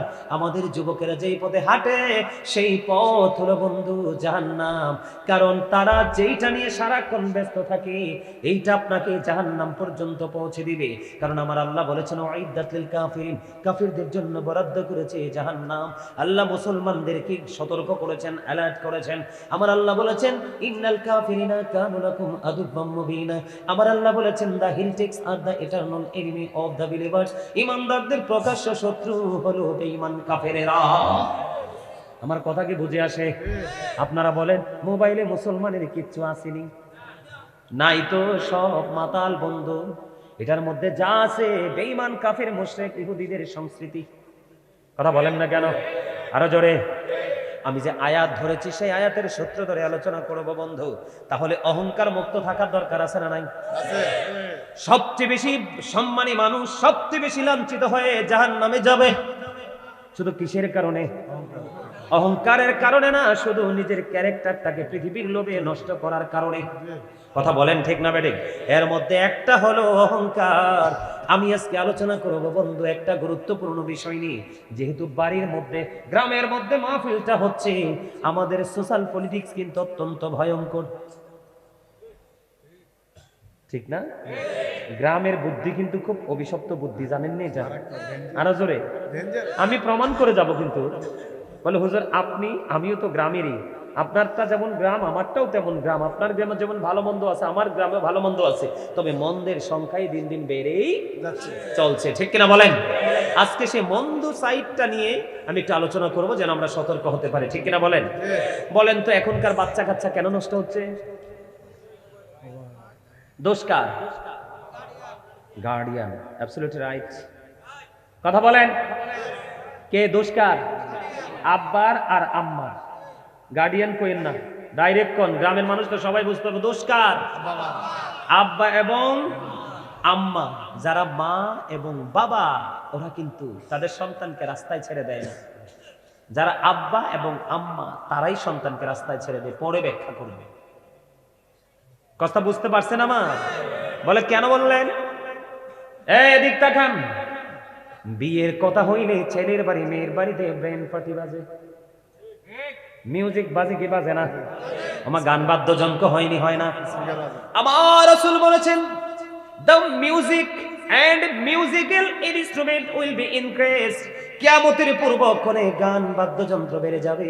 এই গান বাদ্যযন্ত্র বেড়ে যাওয়া কিয়ামতের একটা অন্যতম আলামত। নাউজুবিল্লাহ বলেন। বিয়ে বাড়িতে সারা রাত গান বাদ্য হয়, মেহেদি রজনী হয়, হয় কি হয় না? বন্ধু আরেকটা অভিশাপ হলো মহল্লার ইমাম সাহেব। কি আরেকটা অভিশাপে গান বাদ্যযন্ত্রের সাথে আরেকটা অভিশাপ হলো মহল্লার ইমাম সাহেব। বলো হুজুর কেন গো? আমার রাসূল বলে দিয়েছেন কিয়ামতের আলামতের মধ্যে যেমন গান বাদ্যযন্ত্র, ঠিক উল্টো দিকে তাকিয়ে দেখেন রাসূল বলেছেন কিয়ামতের পূর্বক্ষণে নামদারি মূর্খ আলেমের সংখ্যা বেড়ে যাবে। ভালো মন্দ তারা বুঝবে না, মন গড়া ফতুয়া দিয়ে দিবে দলের হয়ে, আর সাধারণ মানুষগুলো বিভ্রান্ত হয়ে যাবে। ওই সমস্ত মোল্লারা যাদের কিনারে সত্যিকারের ইলম নাই, ও বন্ধু সারা রাত গান বাদ্যযন্ত্র বেজেছে, কিন্তু বিয়ের আগে দিয়ে একটু মিলাদ করে বিয়েটা পড়াইয়া খাইয়া চলে আসছে হাদিয়া নিয়া, ঠিক কিনা বলে? আমি আপনাদেরকে বলে দিই হারাম আর হালাল কখনো এক হতে পারে না। যেই মজলিসে গান বাদ্যযন্ত্র হয়েছে বন্ধুরে আমার, সেই বাদ্যযন্ত্রে কোনো ইবাদত করা যাবে না। কথা কি বুঝছেন আমার? এখন মেয়ের বাড়িতেও বাজলো গান, ছেলের বাড়িতেও বাজলো গান। ও বন্ধু যেদিন স্বামী স্ত্রীর মিলন হবে, ভাসর হবে, বরের বাড়ি আগামী দিন বৌবাদ হবে, সারা রাত বার ফুর্তি করেছে নারী পুরুষেরা, যুবক যুবতীরা দেদারসে মেলামেশা করেছে, অবৈধভাবে দেখাশোনা করেছে। এই যে একটা বেগানা পুরুষ আর একটা বেগানা নারীকে দেখলো, দুটাই হারাম। আমার কথা কন না কেন? দুইটাই কি? এই দিক দিয়ে বাড়িতে বাজে গান, বাজে কি বাজে না? আর গানের কথা কি অসভ্য কথা? কথা কন না কেন? আরো জোরে কন। শব্দ শুনলে ঘৃণা লাগে এমন আছে না? কথা কন না কেন? বেশি আসেনি? ওই মিজান ভাই কইতে আছে সবচেয়ে বেশি নাকি হিন্দি ডিজে পার্টি। কথা কন না কেন? বাংলা ভাষা বাদ দিয়ে হিন্দি নিয়ে পড়েছ, এই জন্য বাবা মা দুজনের মিলন হয়। ও বন্ধু বাচ্চাটাও দেখবে না, আসার পরে ওয়াজ দিলে শুনবে না, গজল দিলে শুনবে না। ও বন্ধু কার্টুন ব্যঙ্গচিত্র দিলে দেখবেন বাচ্চা ঠান্ডা হয়ে গেছে, গান দিলে দেখবেন বাচ্চাটা ঠান্ডা হয়ে গেছে। তার এক্সাম্পল সোজা কথা বলি, আপনি যদি তালের চারা লাগান, তালের দানা লাগান, তালের চারা উঠবে। দিন শেষে প্রাপ্ত বয়স্ক হয়ে এখানে তালই ধরবে, নারকেল ধরবে না। আপনি তো বাজারে গিয়েছেন ল্যাংড়া আমের জন্য, কিন্তু বন্ধু আপনি ল্যাংড়া আম কিনতে গিয়ে নার্সারিতে দেখলেন ওই কি জানি হয় বৃক্ষ মেলায় গেলেন, যাওয়ার পরে দেখলেন একেবারে তাজা সবুজ শ্যামল ছোট্ট একটা তেঁতুলের চারা, অত্যন্ত সবুজ গ্লেজি ছোট্ট ছোট্ট পাতা দেখে আপনি তেঁতুলের চারার প্রেমে পড়ে গেলেন। না জানি কি নিয়ামত আছে রে, ওই তেঁতুলের চারা বড় হয়ে বন্ধু তেঁতুল ধরলো, পাকার পরে কামড় দিলেন, দেখলেন দাঁত চুল দাড়ি সব পড়ে যাবে। কথা বলেন না কেন? আরো জোরে। আপনি তো গিয়েছিলেন ল্যাংড়া আমের চারা আনতে, কারণ আপনি মনে রাখেন তেঁতুল গাছের চারা কিন্তু পরিপূর্ণ হয়, দেখতে অপূর্ব সুইটেবল হয়। দেখছেন নি তেঁতুলের চারা ছোট্ট ছোট্ট পাতা হয়, অত্যন্ত সুন্দর থাকে তেঁতুলের চারা। আর ল্যাংড়া আমরা অত্যন্ত সুস্বাদু, কিন্তু চারার মাথায় থাকে, বডিটা থাকে অত্যন্ত খসখসে, দুইটা চারটা পাতা থাকে, আসলে ভিতরেই তো মজা। ঠিক তেমনি ভাবে আপনি স্বপ্ন দেখেন আপনার ছেলেকে কোটিপতি মেয়ে বিয়ে করাবেন, মেয়ের বাবা স্বপ্ন দেখে আমার মেয়েটাকে কোটিপতির ছেলের কাছে বিয়ে দিব। কিন্তু বন্ধু আল্লামা ইবনে হাজার আসকালানি হাসান ইবনে জাকওয়ান থেকে তিনি বর্ণনা করেছেন, তোমরা ধনী লোকের সন্তানের সাথে ওঠা বসা করো না, কারণ ধনী লোকের সন্তানেরা ম্যাক্সিমাম সমাজের জন্য বিষয়। আপনারা দেখবেন মধ্যবিত্ত পরিবারের মানুষ কিন্তু লজ্জায় কোনো কিছু করে না, আর যাদের ধন দৌলত টাকা পয়সা আছে বন্ধু, তারা কোনো লজ্জা শরমের তোয়াক্কা করে না, যেটা মন চায় সেটাই করে ফেলে। কথা আছে না নাই? এই জন্য আমি প্রায় আজ বলে থাকি, the rich are not always happy. ধনীরা সব সময় সুখী নয়, দ্য গরিবরা জন্মগ্রহণ করেছে দুঃখ ভোগের জন্য। ঠিক কিনা বলেন? বলে হুজুর এতগুলো কথা কেন বলছেন? এতগুলো কথা বলার কারণ হলো আমি আমার আসল জায়গায় চলে যাচ্ছি বন্ধু। বন্ধু, ধনী লোকের ছেলেরা পর্দার তোয়াক্কা করে না, ধনী লোকের মেয়েরা পর্দার তোয়াক্কা করে না। করে কি করে না? ধনী লোকের ছেলেরা বউকে ছেড়ে দিতে হবে নাকি রাখতে হবে সেই তোয়াক্কা করে না। ও বন্ধু, ধনী বাপের বেটিও এই স্বামীর ঘর করতে হবে কি হবে না সেটার তোয়াক্কা করে না, কারণ বাবার তো বস্তা ভরা টাকা আছে, টাকা দিয়ে কি করে দিতে পারবে? ফিল আপ করে দিতে পারবে। ছেলে এবং মেয়ে উভয় ক্ষেত্রে বন্ধু এইরকম। কারণ বললে হুজুর এখানে আসলেন কেন গো? আপনাদের গ্রামে গ্রামে ছেলে বউ আর বউয়ের ছেলে আর ছেলের বউর ঝগড়া আছে না নাই? ছেলে স্বামী স্ত্রীর হক আদায় করে না, এবং স্ত্রীও স্বামীর হক আদায় করে না। স্বামী পর্দা করে চলে না, স্ত্রীও পর্দা করে চলে না, আছে না নাই? আল্লাহ কোরআনে বলেছিল আশিরুহুন্না বিল মারুফ, তোমরা সুন্দরভাবে জীবন যাপন করো। কাকে বলেছে? স্বামী এবং স্ত্রীকে বলেছে। জোরে জোরে কন্যা সুবহানাল্লাহ। আমার ওয়াজটা কি শুনবেন নি নাকি বিরক্তি চলে আসছে আপনাদের? বিরক্তি চলে আসছে। আমি ধীরে ধীরে বন্ধু ভিতরের দিকে যাব। আগে আমি পর্দাটা নিয়ে একটু আলোচনা করব না স্বামী স্ত্রী নিয়ে? স্বামী স্ত্রী ঠিক আছে, জামাল কইছে স্বামী স্ত্রী নিয়ে ওয়াজ করতে। আগে স্বামী স্ত্রীর ওয়াজে চালাই। ইসমাইল কি কও? সবুজ কি কও? হ্যাঁ, আগে স্বামী স্ত্রী।